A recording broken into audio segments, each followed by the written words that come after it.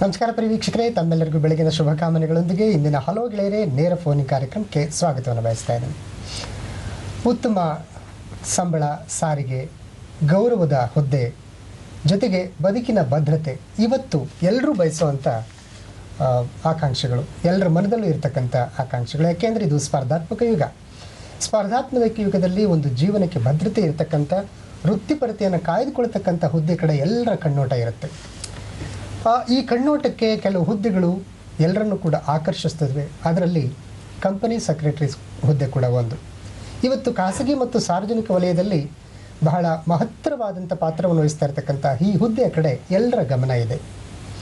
ಅದರಲ್ಲೂ ಎಳೆಯ ಬೆಳವಣಿಗೆ ಇರತಕ್ಕಂಥ, ಬೆಳೀತಾ ಇರತಕ್ಕಂಥ ಯುವಜನ ಅಂತೂ ಈ ಕಡೆ ನೋಡುವಂಥದ್ದು ಸಾಧ್ಯ ಇದೆ.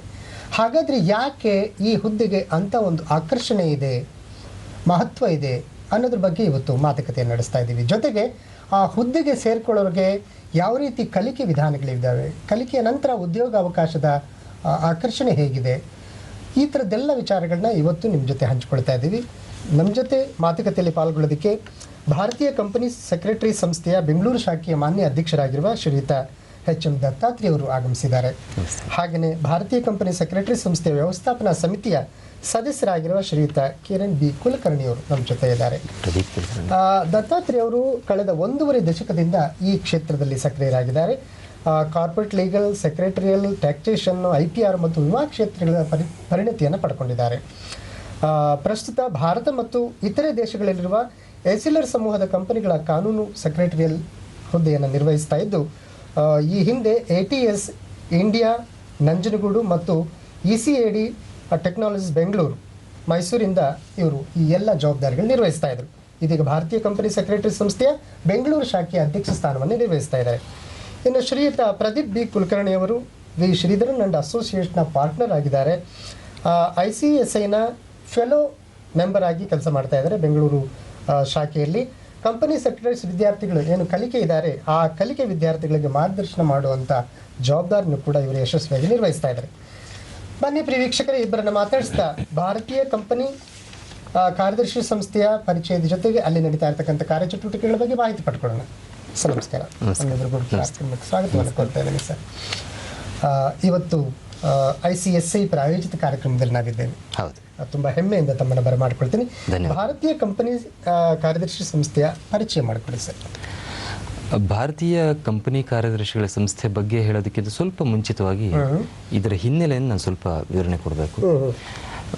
ಯಾವುದೇ ಒಂದು ಸಂಸ್ಥೆಗೆ, ಸಂಸ್ಥೆಯ ಒಂದು ಒಳ್ಳೆಯ ನಿರ್ವಹಣೆಗೆ 3 ಪ್ರಮುಖ ಹುದ್ದೆಗಳು ಇರುತ್ತದೆ.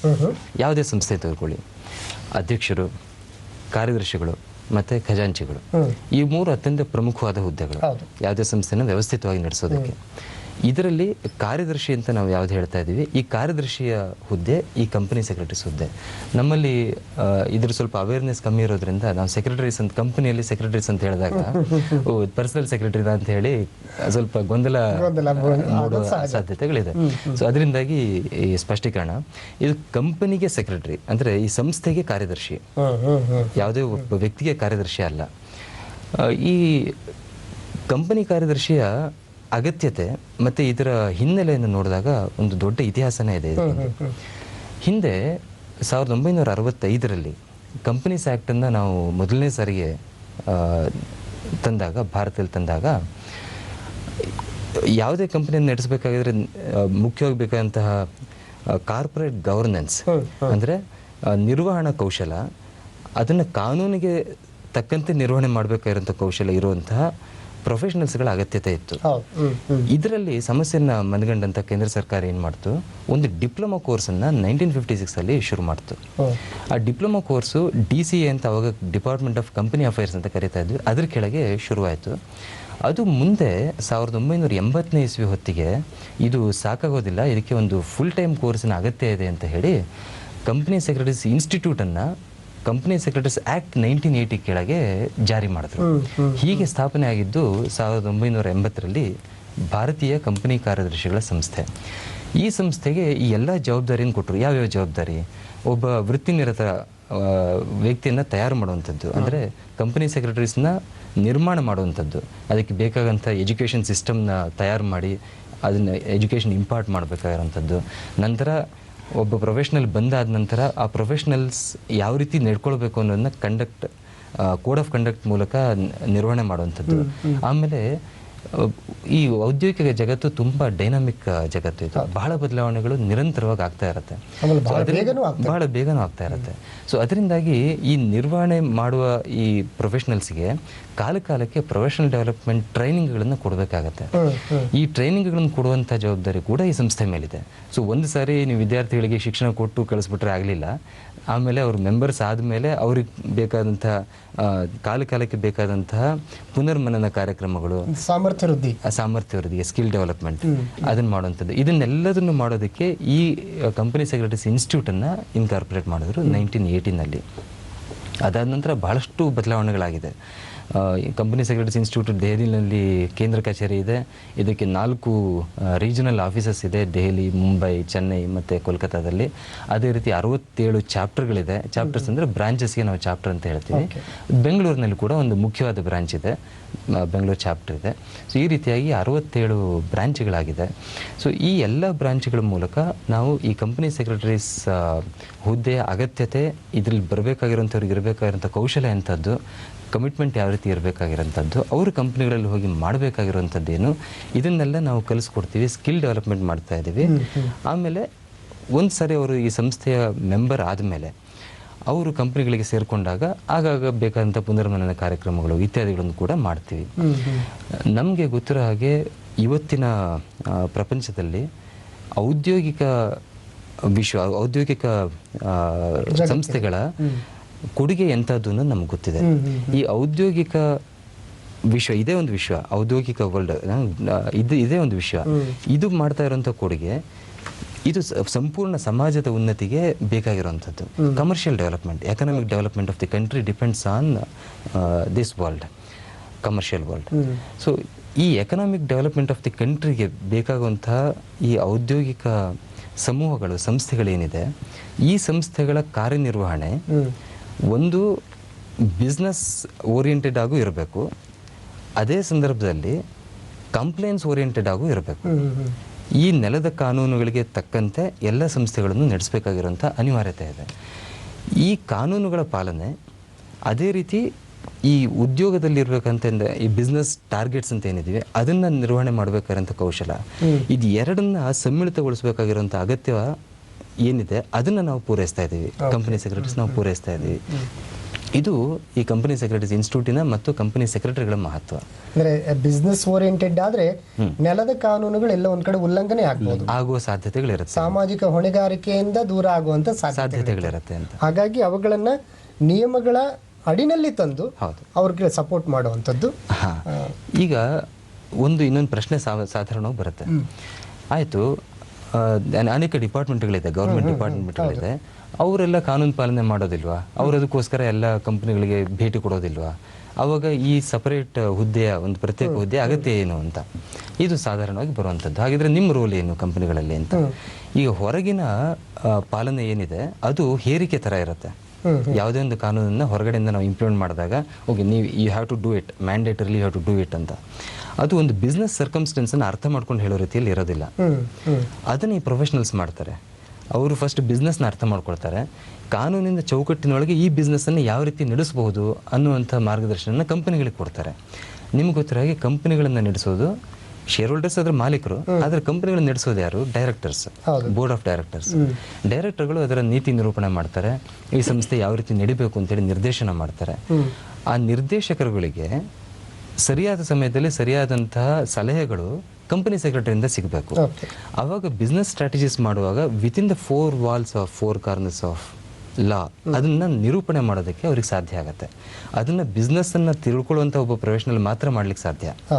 ಇಲ್ಲದಿದ್ರೆ ನಾನು ಬರೀ ರೂಲ್ ಬುಕ್ ಓದ್ತೀನಿ, ಈ ರೂಲಲ್ಲಿ ಈ ಥರ ಇದೆ, ನೀವು ಈ ಥರ ಮಾಡಿ ಅಂತ, ಅವಾಗ ಅದು ಪಾಲನೆ ಮಾಡೋದಕ್ಕೆ ಸಾಧ್ಯ ಆಗಲ್ಲ. ಈ ಬಿಸ್ನೆಸ್ಸನ್ನು ಯಾವ ರೀತಿ ಫಾರ್ಮಲೈಸ್ ಮಾಡಿದ್ರೆ ಈ ಕಾನೂನು ಪಾಲನೆ ಸಾಧ್ಯ ಇದೆ, ಅದೇ ರೀತಿ ಬಿಸ್ನೆಸ್ ಟಾರ್ಗೆಟ್ಸ್ ಅಚೀವ್ ಮಾಡೋದಕ್ಕೂ ಸಾಧ್ಯ ಇದೆ ಅಂತ ಹೇಳುವಂಥದ್ದು ಕಂಪನಿ ಸೆಕ್ರೆಟರಿಗಳ ಜವಾಬ್ದಾರಿ. ಅದರಿಂದಾಗಿ ಬಿಸ್ನೆಸ್ ವರ್ಲ್ಡಲ್ಲಿ ಇವತ್ತು ಮುಂಚೆ ಮ್ಯಾಂಡೇಟರಿ ಅಪಾಯಿಂಟ್ಮೆಂಟ್ ಅಂತ ಏನಿತ್ತು ಅದು ಈಗಲೂ ಇದೆ, ಆದರೆ ಮ್ಯಾಂಡೇಟರಿ ಅಪಾಯಿಂಟ್ಮೆಂಟ್ ಇಲ್ಲದೇನು ರಿಕ್ವೈರ್ಮೆಂಟ್ ಇಲ್ಲದೇನು ಇವತ್ತು ಕಂಪನಿ ಸೆಕ್ರೆಟರಿಗಳಿಗೆ ಬೇಡಿಕೆ ಬರ್ತಾ ಇದೆ. ಒಂದು ಯಾವುದೇ ಒಂದು ಕಂಪನಿಯಲ್ಲಿ 5 ಕೋಟಿಯಿಂದ ಪೇಡ್ ಕ್ಯಾಪಿಟಲ್ ಜಾಸ್ತಿ ಆದರೆ ಕಂಪನಿ ಸೆಕ್ರೆಟರಿಗಳ ಅಪಾಯಿಂಟ್ಮೆಂಟು ಮ್ಯಾಂಡೇಟರಿ ಇದೆ. ಅದು ಇಲ್ಲದೇನೂ ಕೂಡ ಕಂಪನಿ ಸೆಕ್ರೆಟರಿಗಳ ಅಪಾಯಿಂಟ್ಮೆಂಟು ಇವತ್ತು ಎಲ್ಲ ಕಡೆಯಿಂದ ರಿಕ್ವೈರ್ಮೆಂಟ್ ಬರ್ತಾ ಇದೆ, ಬೇಡಿಕೆ ಬರ್ತಾ ಇದೆ. ನಾನು ಒಂದು ಉದಾಹರಣೆ, ನನ್ನ ಮೊದಲನೇ ಉದ್ಯೋಗ ಏನಿತ್ತು ಆ ಕಂಪನಿಗೆ ಕಂಪನಿ ಸೆಕ್ರೆಟರಿಗಳ ಅಪಾಯಿಂಟ್ಮೆಂಟ್ ಮ್ಯಾಂಡೇಟರಿ ಇರಲಿಲ್ಲ. ಇಲ್ಲದೆ ಹೋದರೂ ಕೂಡ ಈ ಕಂಪನಿ ನಿರ್ವಹಣೆಗೆ ಒಬ್ಬರು ಕಂಪನಿ ಸೆಕ್ರೆಟರಿ ಇರಬೇಕು ಅನ್ನೋ ಕಾರಣಕ್ಕೆ ಆ ಕಂಪನಿ ಅಪಾಯಿಂಟ್ ಮಾಡಿದ್ರು. ಈ ರೀತಿಯ ಟ್ರೆಂಡು ತುಂಬ ಬರ್ತಾ ಇದೆ. ಇಲ್ಲಿ ಉದ್ಯೋಗಾವಕಾಶದ ವಿಸ್ತಾರ ಎಷ್ಟಿದೆ ಅನ್ನೋದು ಗೊತ್ತಾಗುತ್ತೆ. ಇನ್ನಷ್ಟು ಡೇಟಾಗಳೆಲ್ಲ ಇದೆ ಇದಕ್ಕೆ ಸಂಬಂಧಪಟ್ಟಿರೋದನ್ನ ಮುಂದೆ ನಾವು ಹಂಚ್ಕೊಳ್ಳೋಣ. ಆಗಲಿ ಸರ್. ಅಂದರೆ ಕಂಪನಿ ಸೆಕ್ರೆಟರಿ ಯಾರು ಅಂತ ಕೂಡ ನನಗೆ ಸೂಚ್ಯವಾಗಿ ಈಗಾಗಲೇ ಮಾಹಿತಿ ಕೊಟ್ರಿ. ಕಂಪನಿ ಸೆಕ್ರೆಟರಿಗಳನ್ನು ನೇಮಕ ಮಾಡ್ಕೊಳ್ತಕ್ಕಂಥ ಸಂದರ್ಭದಲ್ಲಿ ಏನಾದರೂ ಒಂದಷ್ಟು ಮಾನದಂಡಗಳನ್ನು ಕಂಪನಿಗಳು ಅನುಸರಿಸಬೇಕಾ? ಹಾಂ, ಕಂಪನಿ ಸೆಕ್ರೆಟರಿಗಳಾಗಿ ಯಾರನ್ನ ಅಪಾಯಿಂಟ್ ಮಾಡ್ತೀರಾ ಅವರು ಕಂಪನಿ ಸೆಕ್ರೆಟರೀಸ್ ಇನ್ಸ್ಟಿಟ್ಯೂಟಿನ ಮೆಂಬರ್ ಆಗಿರಲೇಬೇಕು. They have to be members of this institute. ಯಾಕೆಂದರೆ ಅದಕ್ಕೆ ಆ ಕಲಿಕೆಯ ಒಂದು ಸ್ಟ್ಯಾಂಡರ್ಡ್ಸ್ ಏನಿದೆ, ಗುಣಮಟ್ಟ ಏನಿದೆ, ಏನೇನು ಕಲಿಬೇಕು, ಯಾವ್ಯಾವ ಏನೇನು ರೀತಿ ತರಬೇತಿನ ಕೊಡಬೇಕು ಅದನ್ನು ನಿರ್ವಹಣೆ ಮಾಡ್ತಾ ಇರೋದು ಈ ಸಂಸ್ಥೆ. ಆದ್ದರಿಂದ ಈ ಸಂಸ್ಥೆ ಮೆಂಬರ್ಸ್ ಮಾತ್ರ ಕಂಪನಿ ಸೆಕ್ರೆಟರೀಸ್ ಆಗಿ ಅಪಾಯಿಂಟ್ ಆಗೋದಕ್ಕೆ ಅರ್ಹರಾಗಿರ್ತಾರೆ. ಇದು ಮೊದಲನೇ ಮಾನದಂಡ. ಇದು ಮೊದಲನೇದು ಅಲ್ಲ, ಇದು ಒಂದೇ ಮಾನದಂಡ. ಕಂಪನಿ ಸೆಕ್ರೆಟರಿಗೆ ಅಪಾಯಿಂಟ್ ಮಾಡೋದಕ್ಕೆ ಇದು ಒಂದೇ ಮಾನದಂಡ. ಅಂದರೆ ಈಗ ನಾವು ಲಾ ಮುಗಿಸ್ಕೊಂಡ ತಕ್ಷಣ ನಮ್ಮ ಪ್ರೊಫೆಷನ್ ಮುಂದುವರಿಸಬೇಕು ಅಂದ್ರೆ ರಿಜಿಸ್ಟ್ರೇಷನ್ ಮಾಡಿಸ್ಬೇಕು. ಅದೇ ರೀತಿ ನಮ್ಮ ಇದ್ರೊಳಗೆ ಎಜುಕೇಶನ್ ಮುಗಿಸುತ್ತಿದ್ದ ಹಾಗೇನೆ ಯಾರು ಕಂಪನಿ ಸೆಕ್ರೆಟರಿ ಕೋರ್ಸ್ ಮಾಡ್ತಾರೆ, ಅದರೊಳಗೆ ಉತ್ತೀರ್ಣರಾಗ್ತಾರೆ, ಅವರು ಕಂಪನಿ ಸೆಕ್ರೆಟರಿ ಇನ್ಸ್ಟಿಟ್ಯೂಟಿನ ಮೆಂಬರ್ಸ್ ಆಗಲೇಬೇಕು. ಮೆಂಬರ್ಸ್ ಆದರೆ ಮಾತ್ರ ಅವರಿಗೆ ಈ ಎಲಿಜಿಬಿಲಿಟಿ ಬರುತ್ತೆ, ಅಪಾಯಿಂಟ್ ಆಗಿ ಎಲಿಜಿಬಿಲಿಟಿ. ನಾನು ಉದ್ಯೋಗದ ಮಾತ್ರ ಹೇಳ್ತಾ ಇದ್ದೀನಿ, ಇದರಲ್ಲಿ ಪ್ರಾಕ್ಟೀಸ್ನ ಅವಕಾಶಗಳು ತುಂಬ ಇದೆ. ಪ್ರದೀಪ್ ಅದ್ರ ಮೇಲೆ ವಿಸ್ತಾರವಾಗಿ ಬೆಳಕು ಚೆಲ್ತಾರೆ. ಪ್ರದೀಪ್ ಸರ್, 2013ರ ಹೊಸ ಕಂಪನಿ ಕಾಯ್ದೆ ಪ್ರಕಾರ ಕೀ ಮ್ಯಾನೇಜರಲ್ ಪರ್ಸನಲ್ ಅಂತಂದ್ರೆ ಯಾರು?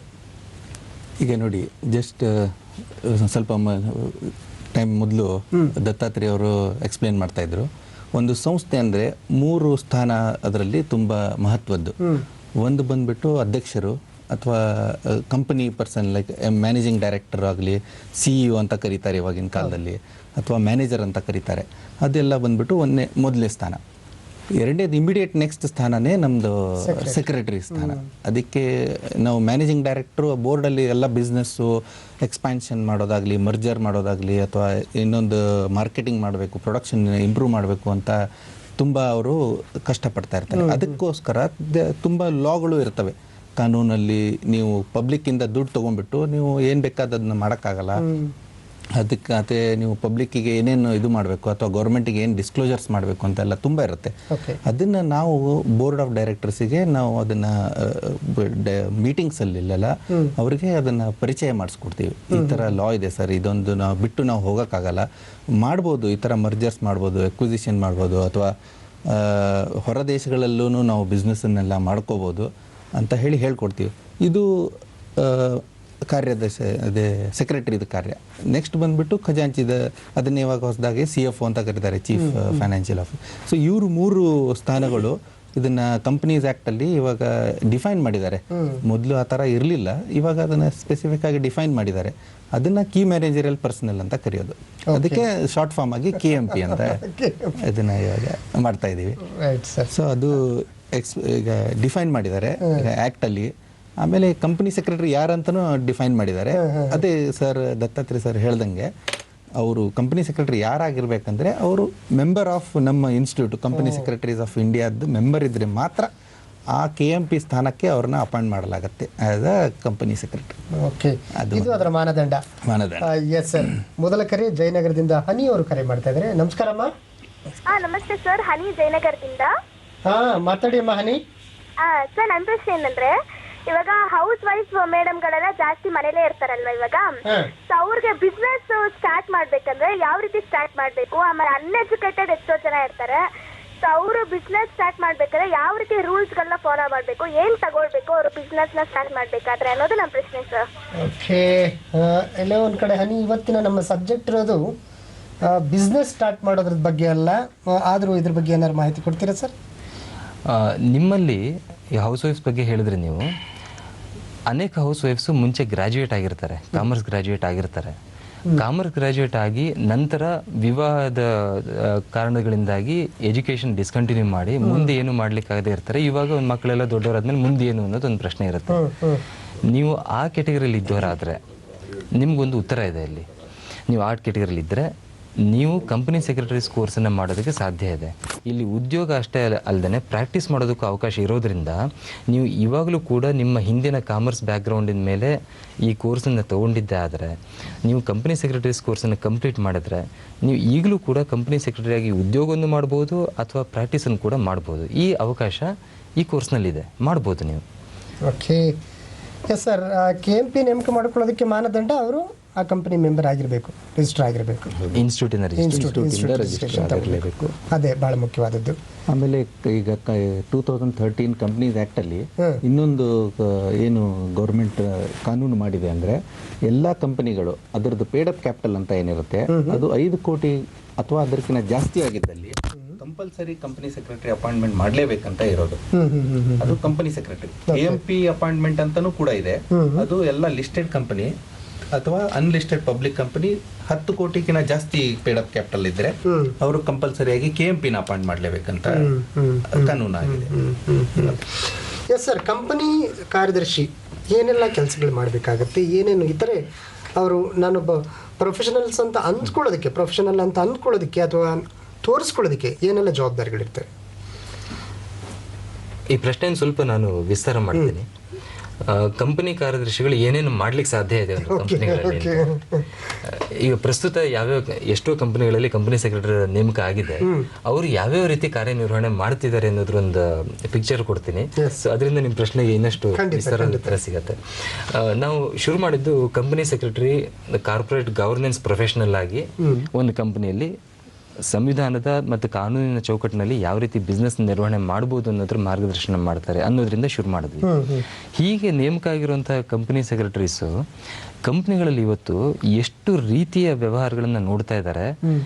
ಒಂದು ಸಣ್ಣ ಗ್ಲಿಮ್ಸ್ ಅಂತ ಹೇಳ್ತಾರೆ, ಇಣುಕು ನೋಟ ಕೊಡ್ಬೇಕಂತಂದ್ರೆ, ಎಷ್ಟೋ ಕಂಪನಿಗಳಲ್ಲಿ ಇವತ್ತು ಲೀಗಲ್ ಹೆಡ್ಸು ಕಂಪನಿ ಸೆಕ್ರೆಟರೀಸ್ ಆಗಿದ್ದಾರೆ. ಎಷ್ಟೋ ಕಂಪನಿಗಳಲ್ಲಿ HR ಹೆಡ್ಸ್ ಆಗಿದ್ದಾರೆ, human resource management, insurance, assets risk management, ಅನೇಕ ರೀತಿಯ ಅಡ್ವೈಸರಿ ಮ್ಯಾನೇಜ್ಮೆಂಟ್ ಮಾಡ್ತಿದ್ದಾರೆ, ಸ್ಟ್ರಾಟಜಿಕ್ ಅಡ್ವೈಸರ್ಸ್ ಆಗಿದ್ದಾರೆ. ಅದೇ ರೀತಿಯಲ್ಲಿ ಬ್ಯಾಂಕಿಂಗ್ ಬಗ್ಗೆ ಬಂದರೆ ಬ್ಯಾಂಕಿಂಗ್ ಲಾಸಲ್ಲಿ ಅಡ್ವೈಸರ್ಸ್ ಆಗಿದ್ದಾರೆ, ಟ್ಯಾಕ್ಸೇಷನ್ ಅಡ್ವೈಸರ್ಸ್ ಆಗಿದ್ದಾರೆ. ನೀವು ಕಂಪನಿ ಜೀವನದ ಯಾವ್ಯಾವ ಪ್ರಮುಖ ಘಟ್ಟಗಳು ಅಂತ ನೀವು ಯಾವುದಾದ್ರು ನೋಡ್ತೀರಾ, ಅದು ಎಲ್ಲ ಕ್ಷೇತ್ರಗಳಲ್ಲೂ ಇವತ್ತು ಕಂಪನಿ ಸೆಕ್ರೆಟರೀಸ್ ಇದ್ದಾರೆ. ಎಷ್ಟೋ ಕಂಪನಿಗಳಲ್ಲಿ ಕಂಪನಿ ಸೆಕ್ರೆಟರೀಸೇ ನಿರ್ದೇಶಕರು ಕೂಡ ಆಗಿದ್ದಾರೆ, ಡೈರೆಕ್ಟರ್ಸ್ ಆಗಿದ್ದಾರೆ. ಸೊ ಈ ರೀತಿಯಾಗಿ ಕಂಪನಿ ಸೆಕ್ರೆಟರೀಸ್ ಒಂದು ಪ್ರಾರಂಭ ಹೇಗೆ ಶುರು ಆಗುತ್ತೆ, ಅಲ್ಲಿ ನಮ್ಮ ಬಿಸ್ನೆಸ್ ಅಂಡರ್ಸ್ಟ್ಯಾಂಡಿಂಗ್ಸ್ ಯಾವ ರೀತಿ ಬರುತ್ತೆ, ಅದಕ್ಕೆ ತಕ್ಕಂತೆ ನಾವು ಎಲ್ಲ ಸಂಸ್ಥೆ ಎಲ್ಲ ರೀತಿಯ ಡಿಪಾರ್ಟ್ಮೆಂಟ್ಸು ಅಥವಾ ವಿಭಾಗಗಳೇನು ಹೇಳ್ತೀವಿ, ಎಲ್ಲ ವಿಭಾಗಗಳಲ್ಲಿ ಇವತ್ತು ಕಂಪನಿ ಸೆಕ್ರೆಟರೀಸ್ ಇದ್ದಾರೆ. ಯಾಕೆ ಈ ವಿಸ್ತಾರ ಬಂತು ಅಂತ ಹೇಳಿದ್ರೆ, ನಾವು ಕಂಪನಿ ಸೆಕ್ರೆಟರೀಸ್ ಎಜುಕೇಷನ್ ಏನಿದೆ, ನಮ್ಮ CS ಕೋರ್ಸ್ ಏನಿದೆ, ಆ ಕೋರ್ಸ್ನಲ್ಲಿ ಈ ಎಲ್ಲ ರೀತಿಯ ಮಾಹಿತಿಗಳನ್ನ ಅವರಿಗೆ ಕಲಿಸ್ಕೊಟ್ಟಿರ್ತೀವಿ. ಅಕೌಂಟ್ಸ್ ಇರ್ಬೋದು, ಟ್ಯಾಕ್ಸೇಷನ್ ಇರ್ಬೋದು, ಫೈನಾನ್ಸ್ ಇರ್ಬೋದು, ಇನ್ಶೂರೆನ್ಸು, ಬ್ಯಾಂಕಿಂಗು, IP ಅಂದರೆ ನಮ್ಮ ಬೌದ್ಧಿಕ ಸ್ವತ್ತುಗಳು, ಇಂಟೆಲೆಕ್ಚುಯಲ್ ಪ್ರಾಪರ್ಟೀಸ್, ಇದರ ಎಲ್ಲ ರೀತಿಯ ಮಾಹಿತಿಗಳನ್ನ ಅವ್ರಿಗೆ ಕೊಟ್ಟಿರ್ತೀವಿ. ಆಮೇಲೆ ಅದನ್ನ ನಿರ್ವಹಣೆ ಮಾಡ್ಲಿಕ್ಕೆ ಬೇಕಾಗಿರುವಂತಹ ತರಬೇತಿ ಕೂಡ ಕೊಟ್ಟಿರ್ತೀವಿ. ಇದರಿಂದಾಗಿ ಒಂದ್ಸರಿ ಕಂಪನಿ ಸೆಕ್ರೆಟರಿಯಾಗಿ ಸೇರ್ಕೊಂಡವರು ಅವರವರ ಇಚ್ಛೆಗೆ ಅನುಸಾರವಾಗಿ ಅವರವರ ಸ್ಕಿಲ್ಸ್ ಯಾವುದೇ ರೀತಿ ಡೆವಲಪ್ಮೆಂಟ್ ಮಾಡ್ಕೋತಾರೆ, ಅದರ ಕೌಶಲ್ಯಕ್ಕೆ ಅನುಸಾರವಾಗಿ ಬೇರೆ ರೀತಿಯ ಕಾರ್ಯಗಳನ್ನ ನಿರ್ವಹಣೆ ಮಾಡ್ತಾ ಇದ್ದಾರೆ. ಅದೆಲ್ಲದಕ್ಕೆ ಪ್ರಾರಂಭ ಎಲ್ಲಿಂದ ಆಗುತ್ತೆ ಅಂದ್ರೆ ಕಂಪನಿ ಸೆಕ್ರೆಟರೀಸ್ ಹುದ್ದೆಯಿಂದ ಅದು ಪ್ರಾರಂಭ ಆಗುತ್ತೆ ಕಂಪನಿಗಳಲ್ಲಿ. ಅದೇ ರೀತಿ ನೀವು ಪ್ರಾಕ್ಟೀಸಿಗೆ ಬಂದ್ರೆ ನಾವು ಯಾವುದೇ ಕಂಪನಿಗಳು ಉದ್ಯೋಗ ಮಾಡಲಿಕ್ಕೆ ಇಷ್ಟ ಇಲ್ಲ, ನಾನು ಸ್ವತಂತ್ರವಾಗಿ ನಂದೇ ಆಗಿರುವಂತಹ ಒಂದು ಪ್ರಾಕ್ಟೀಸನ್ನ ನಡೆಸಬೇಕು ಅಂತ ಬಂದರೆ, ಅಲ್ಲೂ ಕೂಡ ಈಗ ನಾನು ಏನೇನು ಹೇಳಿದೆ, ಕಂಪನಿ ಒಳಗೆ ಕುಳಿತು ಏನೇನು ಮಾಡ್ತಾ ಇದ್ದಾರೆ ಅದನ್ನೆಲ್ಲ ಪ್ರಾಕ್ಟೀಷನರ್ ಆಗಿ 100 ಕಂಪನಿಗಳಿಗೆ ಈ ವಿಷಯದಲ್ಲಿ ಮಾರ್ಗದರ್ಶಕರಾಗಿ ಕಂಪನಿ ಸೆಕ್ರೆಟರೀಸ್ ಕೆಲಸ ಮಾಡ್ತಾ ಇದ್ದಾರೆ. ಸೊ ನಿಮಗೆ ಉದ್ಯೋಗ ಮಾಡ್ತೀನಿ ಅಂದ್ರೂ ಅದಕ್ಕೆ ಅವಕಾಶ ಇದೆ, ಪ್ರಾಕ್ಟೀಸ್ ಮಾಡ್ತೀನಿ ಅಂದ್ರೂ ಅದಕ್ಕೆ ಅವಕಾಶ ಇದೆ. ಬರೀ ಕಾರ್ಪೊರೇಟ್ ಮ್ಯಾಟರ್ಸಲ್ಲಿ ಮಾತ್ರ ಮಾಡಬೇಕು ಅಂತಿಲ್ಲ, ಕಾರ್ಪೊರೇಟ್ ಲಾ ಮ್ಯಾಟರ್ಸಲ್ಲಿ ಮಾತ್ರ ಮಾಡಬೇಕು ಅಂತ ಇಲ್ಲ. Insurance, banking, strategic management, IPR, ನೀವು ಇಂಥ ಏರಿಯಾ ಅಂತ ಹೇಳಿ, ಫಾರಿನ್ ಕರೆನ್ಸಿ ಮ್ಯಾನೇಜ್ಮೆಂಟ್, ನೀವು ಇಂಥ ಏರಿಯಾ ಅಂತ ಹೆಸರು ಹೇಳಿ, ಅದರಲ್ಲಿ ಕಂಪನಿ ಸೆಕ್ರೆಟರೀಸ್ ಇದ್ದೇ ಇರ್ತಾರೆ. ವಿಸ್ತಾರವಾದಂಥ ಪಾತ್ರ ಇದೆ, ಅಷ್ಟು ವಿಸ್ತಾರ. ಮಾತುಕತೆ ಮುಂದುವರಿಸ್ತೀನಿ ಸರ್. ರಾಘವೇಂದ್ರ ಅವರು ಕರೆ ಮಾಡ್ತಾ ಇದ್ದಾರೆ. ಹಲೋ ರಾಘವೇಂದ್ರ, ನಮಸ್ಕಾರ ಸರ್. ನನ್ನ ಮಗಳು PUC ಮಾಡಿ CPT ಪಾಸ್ ಆಯಿತು. ಕೇಳಿಸ್ತಾ ಇದೆಯಾ ಸರ್? ಹಲೋ, ಸ್ವಲ್ಪ ಜೋರಾಗಿ ಮಾತಾಡಿ ರಾಘವೇಂದ್ರ. CPT ಪಾಸ್ ಆಯ್ತು ಮಗಳದು. ಓಕೆ. IPCC ಗ್ರೂಪ್ 1 ಗ್ರೂಪ್ 2 ತಗೊಂಡಿದ್ರು, ಕೆಲವೇ ಸ್ಮಾಲ್ ಇದ್ರಲ್ಲಿ ಅದು ಆಗ್ಲಿಲ್ಲ. So she had applied for CA course ಅದೆಲ್ಲ ಹೋಗೋಣ ಅಂತ ಅನ್ಬಿಟ್ಟು, ಇನ್ ಬಿಟ್ವೀನ್ ನಮ್ಗೆ ಏನ್ ಅನಿಸ್ತು ಅಂದ್ರೆ ಟೈಮ್ ವೇಸ್ಟ್ ಮಾಡಬಾರ್ದು ಇದೇ ಲೈನು ಅಂತ ಅನ್ಬಿಟ್ಟು CS ಎಕ್ಸಿಕ್ಯೂಟಿವ್ ಪ್ರೋಗ್ರಾಮ್ಗೂ ಹಾಕಿದೀವಿ ನಾವು. ಜೂನ್ 2016 ನಲ್ಲಿ ತಗೋತಾ ಇರೋದ್ರಿಂದ ನವೆಂಬರ್ ನಲ್ಲಿ ಈ IPCC ಪಾಸ್ ಆಗಿರೋದಕ್ಕೆ ಇದು ಎಕ್ಸಾಮ್ ಇದೆ, ಪಾಸ್ ಆಗೋದಕ್ಕೆ CAಗೆ. ಅದೇನಾದ್ರೂ ಪಾಸ್ ಆದ್ರೆ ಇದನ್ನು ತಗೊಂಡು ಹೇಗೆ ಎರಡನ್ನೂ ಕ್ಲಬ್ ಮಾಡ್ಕೋಬಹುದು ಸರ್, ಆರ್ಟಿಕಲ್ಶಿಪ್ಗೆ ತೊಂದರೆ ಆಗದೇ ಇರೋ ಹಾಗೆ. ಉತ್ತಮವಾದ ಪ್ರಶ್ನೆ ಇದು. ನೀವೀಗಾಗಲೇ ನಿಮ್ಮ ಮಗಳು CA ಕೋರ್ಸ್ ಮಾಡ್ತಾ ಇದ್ದಾಳೆ. ಆ CA ಕೋರ್ಸಲ್ಲಿ CPT ಮುಗಿಸಿ ಮುಂದೆ ಒಂದು ಹಂತ ಮುಂದಕ್ಕೆ ಬಂದಿದ್ದಾಳೆ. ಆ ಪರೀಕ್ಷೆ ನವೆಂಬರ್ ತಿಂಗಳಲ್ಲಿ ಬರುತ್ತೆ. ಅದೇ ರೀತಿಯಾಗಿ CS ಎಕ್ಸಿಕ್ಯೂಟಿವ್ ಕೋರ್ಸನ್ನು ತೊಗೊಂಡಿದ್ದಾಳೆ. ಆ CS ಎಕ್ಸಿಕ್ಯೂಟಿವ್ ಪರೀಕ್ಷೆ ಡಿಸೆಂಬರ್ ತಿಂಗಳಲ್ಲಿ ಬರುತ್ತೆ. ನೀವು ಫೆಬ್ರವರಿನಲ್ಲಿ ರಿಜಿಸ್ಟರ್ ಮಾಡಿಸಿದ್ರೆ, ಅಥವಾ ಮುಂದಿನ ವರ್ಷ ಜೂನ್ನಲ್ಲಿ ಬರುತ್ತೆ. ಈ ಪರೀಕ್ಷೆಗಳು ಒಂದಕ್ಕೊಂದಕ್ಕೆ ಕಾನ್ಫ್ಲಿಕ್ಟ್ ಆಗೋದಿಲ್ಲ, ಬೇರೆ ಬೇರೆ ಸಂದರ್ಭದಲ್ಲಿ ನಡೆಯುತ್ತೆ ಇದು. ಅದು ಒಂದು. ಎರಡನೇದು CA ಮತ್ತು CS, LLB ಮತ್ತು CS, ಇದು ಅತ್ಯಂತ ಉತ್ತಮವಾದಂಥ ಕಾಂಬಿನೇಷನ್ಗಳು. ಔದ್ಯೋಗಿಕ ಜಗತ್ತಿನಲ್ಲಿ ನೀವು CA ಮತ್ತು CS ಮಾಡಿದರೆ, CS ಜೊತೆ ನಿಮಗೆ CA ಇದೆ ಅಂತಂದರೆ ನಿಮಗೆ ಫೈನಾನ್ಷಿಯಲ್ ಮ್ಯಾಟರ್ಸ್ ಜಾಸ್ತಿ ಗೊತ್ತಿದೆ ಅಂತ. ಸೊ ಅವಾಗ ಏನಾಗುತ್ತೆ ಅಂದರೆ ಫೈನಾನ್ಷಿಯಲ್ ಫೋಕಸ್ ನಿಮಗೆ ಜಾಸ್ತಿ ಕೊಡ್ತಾರೆ. CS ಕಂಪನಿ ಸೆಕ್ರೆಟರಿ ಆಗಿದ್ದು ಜೊತೆಗೆ ಹಣಕಾಸಿನ ನಿರ್ವಹಣೆಯನ್ನು ಕೂಡ ಮಾಡ್ಲಿಕ್ಕೆ ಸಾಧ್ಯ ಇದೆ. ಅದೇ ರೀತಿ ನೀವು ಲಾ ಮಾಡ್ತಾ ಇದ್ದರೆ ಅದ್ರ ಜೊತೆ CS ಮಾಡಿದ್ರೆ ನೀವು ನೇರವಾಗಿ ಬೋರ್ಡ್ ರೂಮ್ಗೆ ಹೋಗ್ತೀರಾ. ಅದ್ರ ಜೊತೆಗೆ ನಿಮಗೆ ಕಾನೂನು ವ್ಯವಹಾರಗಳ ನಿರ್ವಹಣೆಯನ್ನು ಕೂಡ ಕೊಡ್ತಾರೆ. ಅವಾಗೇನಾಗುತ್ತೆ, ನಿಮ್ಮ ಪರಿಧಿ ವಿಸ್ತಾರ ಆಗ್ತಾ ಹೋಗುತ್ತೆ. ಆದ್ದರಿಂದ CA ಮಾಡ್ತಾ ಇದ್ರೂ CS ಮಾಡೋದ್ರಿಂದ ಸಿಗುವಂಥ ಮಹತ್ವ ಅದೊಂದು ವಿಶೇಷವಾಗಿರುವಂಥದ್ದು. ನೀವು ಮುಂದುವರಿಸೋದು ಒಳ್ಳೆಯದು ಅಂತ ನಾನು ಅಭಿಪ್ರಾಯ ಪಡ್ತೀನಿ. ಓಕೆ. ಶೇಷ್ ಕುಮಾರ್ ಅವರು ಕರೆ ಮಾಡ್ತಾ ಇದ್ದಾರೆ. ನಮಸ್ಕಾರ ಶೇಷ್ ಕುಮಾರ್ ಸರ್. ನಮಸ್ತೆ. ಹೇಳಿ ಸರ್ ಪ್ರಶ್ನೆ. ಸರ್, ಇದು CS ಕೋರ್ಸ್ ಮಾಡ್ಬೇಕಾದ್ರೆ ನಾವು ಯಾವ ತರ PUC ಬೇಸ್ ಮೇಲೆ ಹೋಗ್ಬೇಕಾ ಅಥವಾ ಡಿಗ್ರಿ ಬೇಸ್ ಮೇಲೆ ಹೋಗ್ಬೇಕಾ? ಇವರು ಹೇಳ್ತಾ ಇದಾರೆ ಇಂಡಿಯಾದಲ್ಲಿ 67 ಚಾಪ್ಟರ್ಸ್ ಇದೆ ಅಂತ. ಸೊ ಇದಕ್ಕೋಸ್ಕರ ಏನಾಗ್ತದೆ, ರೂರಲ್ ಕ್ಯಾಂಡಿಡೇಟ್ಗೆ ಕೆಲವು ಇಂಗ್ಲಿಷ್ಗಳು ಬರಲ್ಲ, ಅದಕ್ಕೆಲ್ಲ ಭಾರಿ ಡಿಫಿಕಲ್ಟ್ ಆಗ್ತದೆ. ಇದಕ್ಕೋಸ್ಕರ ಯಾವ ತರ ಮುಂದುವರಿಬಹುದು? PUC ಸೆಕೆಂಡ್ ಇಯರ್ ಆದಮೇಲೂ ಕೂಡ ನಮ್ಮ institute of company secretaries foundation ಅಂತ ಒಂದು start with your course foundation ಅಂತ ಒಂದು ಕೋರ್ಸ್ ಇದೆ. ಆ ಫೌಂಡೇಶನ್ ಮಾಡ್ಕೊಂಡ್ಬಿಟ್ಟು ಸೈಮಲ್ಟೇನಿಯಸ್ಲಿ ನೀವು BCom ಅಥವಾ ಯಾವುದೇ ಥರದ ಡಿಗ್ರಿಗಳನ್ನು ಕೂಡ ಮಾಡ್ಕೋಬೋದು. ಮಾಡ್ಕೊಂಡ್ಬಿಟ್ಟು ನೀವು ನೆಕ್ಸ್ಟ್ ಫೌಂಡೇಶನ್ ಕ್ಲಿಯರ್ ಆದಮೇಲೆ ಅದನ್ನು ಎಕ್ಸಿಕ್ಯೂಟಿವ್ ಲೆವೆಲ್ಲಿಗೆ ನೀವು ಸ್ವಿಚ್ ಓವರ್ ಆಗ್ತೀರಾ ನೆಕ್ಸ್ಟು. ಬಟ್ ಇಂಗ್ಲೀಷದ್ದು ಒಂದು ನೀವು ಹೇಳ್ತಾ ಇದ್ದೀರಾ, ಇವಾಗ ಹೆಂಗಾಗ್ಬಿಟ್ಟಿದೆ, ಈಗೆಲ್ಲ ಗ್ಲೋಬಲ್ ವಿಲೇಜ್ ಅಂತ ಹೇಳ್ತಾರೆ. ನಾವು ನಮ್ಮ ಇದನ್ನ ಅಭಿಮಾನ ಇರಬೇಕು, ನಾವು ಅದನ್ನು ಒಪ್ತೀವಿ. ಬಟ್ ಇಂಗ್ಲೀಷ್ ಇಲ್ದೇ ಏನೂ ಮಾಡೋಕ್ಕಾಗಲ್ಲ. ಅಥವಾ ನೀವು ಹಿಂದಿ ತುಂಬ ನಿಮಗೆ ಇದು ಇದ್ದರೆ ಹಿಂದಿ ಮೀಡಿಯಮನ್ನು ಕೂಡ ನಮ್ಮ ಸಂಸ್ಥೆ ಒದಗಿಸಿ ಕೊಡುತ್ತೆ. ಹಿಂದಿಯಲ್ಲೂ ಕೂಡ ನೀವು ಮಾಡ್ಬೋದು. ಬಟ್ ಅದನ್ನ ಆ ಥರದ್ದು ತುಂಬ ಇದೆ. ನಮ್ಮ 67 ಚಾಪ್ಟರ್ಗಳಲ್ಲಿ ಯಾವುದೇ ನಿಮಗೆ ಹತ್ತಿರವಾದ ಚಾಪ್ಟರ್ ಇದ್ದರೆ ಅಲ್ಲಿ ಹೋಗ್ಬಿಟ್ಟು ಆ ಥರದ ಹೆಚ್ಚಿನ ಮಾಹಿತಿನ ತಗೋಬೋದು. ಜೊತೆಗೆ ಇದರಲ್ಲಿ ನಾವು ಫೌಂಡೇಶನ್ ಕೋರ್ಸ್ ಅಂತ ಏನು ಇವ್ರು ಹೇಳಿದ್ರು, ಅದು PUC ಆದ ತಕ್ಷಣವೇ ಅದು 1 ವರ್ಷದ ಕೋರ್ಸ್. ಅದು 1 ವರ್ಷದ ಕೋರ್ಸ್ ಮಾಡಿ ನೀವು ನೇರವಾಗಿ ಎಕ್ಸಿಕ್ಯೂಟಿವ್ ಬರ್ಬೋದು. ಈ ಸ್ಕಿಲ್ ಡೆವಲಪ್ಮೆಂಟ್ಸ್ಗೆ ನಮ್ಮ ಚಾಪ್ಟರ್ಗಳಲ್ಲಿ ನಾವು ಬಹಳ ಮಹತ್ವ ಕೊಡ್ತಾ ಇದ್ದೀವಿ. ಇದರೊಳಗೆ ಇಂಗ್ಲೀಷ್ ಸ್ಪೀಕಿಂಗ್ ಸ್ಕಿಲ್ ಕೂಡ ಒಂದು. ನಾವೇನು ಮಾಡ್ತೀವಿ ಅಂದರೆ, ಈ ರೀತಿ ಯಾರಿಗೆ ಸಮಸ್ಯೆ ಇದೆ ಅವ್ರುಗಳಿಗೆ ಇಂಗ್ಲೀಷ್ ಸ್ಪೀಕಿಂಗ್ ಬಗ್ಗೆನೂ ನಾವು ಟ್ರೈನಿಂಗನ್ನು ಕೊಡ್ತಾ ಇದ್ದೀವಿ. ಕಮ್ಯುನಿಕೇಷನ್ ಸ್ಕಿಲ್ ಬಗ್ಗೆನೂ ನಾವು ಟ್ರೈನಿಂಗ್ ಕೊಡ್ತಾ ಇದ್ದೀವಿ. ಆದ್ದರಿಂದ ಅದನ್ನು ಬಳಸ್ಕೊಂಡು ಮುಂದಕ್ಕೆ ಬರೋದಕ್ಕೆ ಸಾಧ್ಯ ಇದೆ. ಇವತ್ತು ಎಷ್ಟೊಂದು ಜನ ಕಂಪನಿ ಸೆಕ್ರೆಟರೀಸು ಆಗಿರೋರು ಕನ್ನಡ ಮೀಡಿಯಮ್ನಿಂದ ಬಂದವರನ್ನೇ. ನಾನು ಕನ್ನಡ ಮೀಡಿಯಮಿಂದ ಬಂದಿರೋದೇನೆ. ಎಷ್ಟೊಂದು ಜನ ಕನ್ನಡ ಮೀಡಿಯಮಿಂದ ಬಂದು ನಿಮ್ಮ ಪ್ರೆಸೆಂಟೇಷನ್ ನೋಡಿದ್ರೆ ಖಂಡಿತ ಅದು ಸಾಧ್ಯ. ಕನ್ನಡ ಮೀಡಿಯಮಿಂದ ಬಂದರೆ ಇದು ಮಾಡ್ಲಿಕ್ಕೆ ಸಾಧ್ಯ ಇಲ್ಲ ಅಂತೇನಿಲ್ಲ. ನಿಮ್ಗೆ ಒಂದು ಭಾಷೆ, ಯಾವುದೇ ಒಂದು ಭಾಷೆ ಚೆನ್ನಾಗಿ ಗೊತ್ತಿದ್ದರೆ ನೀವು ಇಂಗ್ಲೀಷನ್ನು ಭಾಳ ಸುಲಭವಾಗಿ ಕಲಿಬೋದು. ಅದು ಲಾಜಿಕ್ ಅದು. ಸೊ ನೀವು ಕನ್ನಡ ಮೀಡಿಯಮಲ್ಲಿ ಇದ್ದರೆ ಅದಕ್ಕೆ ಏನು ಚಿಂತೆ ಪಡಬೇಕಾಗಿರೋ ಅಗತ್ಯ ಇಲ್ಲ. ನೇರವಾಗಿ PUC ನಂತರ ಫೌಂಡೇಶನ್ ಕೋರ್ಸಿಗೆ ಸೇರ್ಕೊಳ್ಳಿ. 1 ವರ್ಷದ ಕೋರ್ಸ್. ಅದನ್ನು ಮುಗಿಸ್ಕೊಂಡು ಎಕ್ಸಿಕ್ಯೂಟಿವ್ ಮತ್ತು ಪ್ರೊಫೆಷನಲ್ ಕೋರ್ಸ್ ಮುಗಿಸಿ ನೀವು ಕಂಪನಿ ಸೆಕ್ರೆಟರಿ ಆಗೋದಕ್ಕೆ ಸಾಧ್ಯ ಇದೆ. ಇದರಲ್ಲಿ ಚಿಂತೆ ಮಾಡಬೇಕಾಗಿರೋ ಅಗತ್ಯ ಏನೂ ಇಲ್ಲ. ಭಾಷೆ ಒಂದು ದೊಡ್ಡ ಆತಂಕ ಅನ್ನೋ ಥರದ್ದು ಬೇಡ. ಖಂಡಿತ. ಹುಬ್ಬಳ್ಳಿಯಿಂದ ರಮ್ಯಾ ಅವರು ಕರೆ ಮಾಡ್ತಾ ಇದ್ದಾರೆ. ನಮಸ್ಕಾರ ರಮ್ಯಾ ಅವರೇ. ನಮಸ್ಕಾರ ಸರ್, ನಾನು ರಮ್ಯಾ ಅಂತ ಹುಬ್ಳಿಯಿಂದ. ಮಾತಾಡಿ. ಪ್ರಶ್ನೆ. ಸರ್ ನಾನು CS ಫೌಂಡೇಶನ್ ಎಕ್ಸಾಮ್ ಪಾಸ್ ಆಗಿದ್ದೇನೆ ಸರ್. ಮತ್ತೆ ಎಕ್ಸಿಕ್ಯೂಟಿವ್ ಎಕ್ಸಾಮ್ ಮಾಡ್ಯೂಲ್ 1 ಬರ್ದಿದ್ದೇನೆ. I am waiting for results.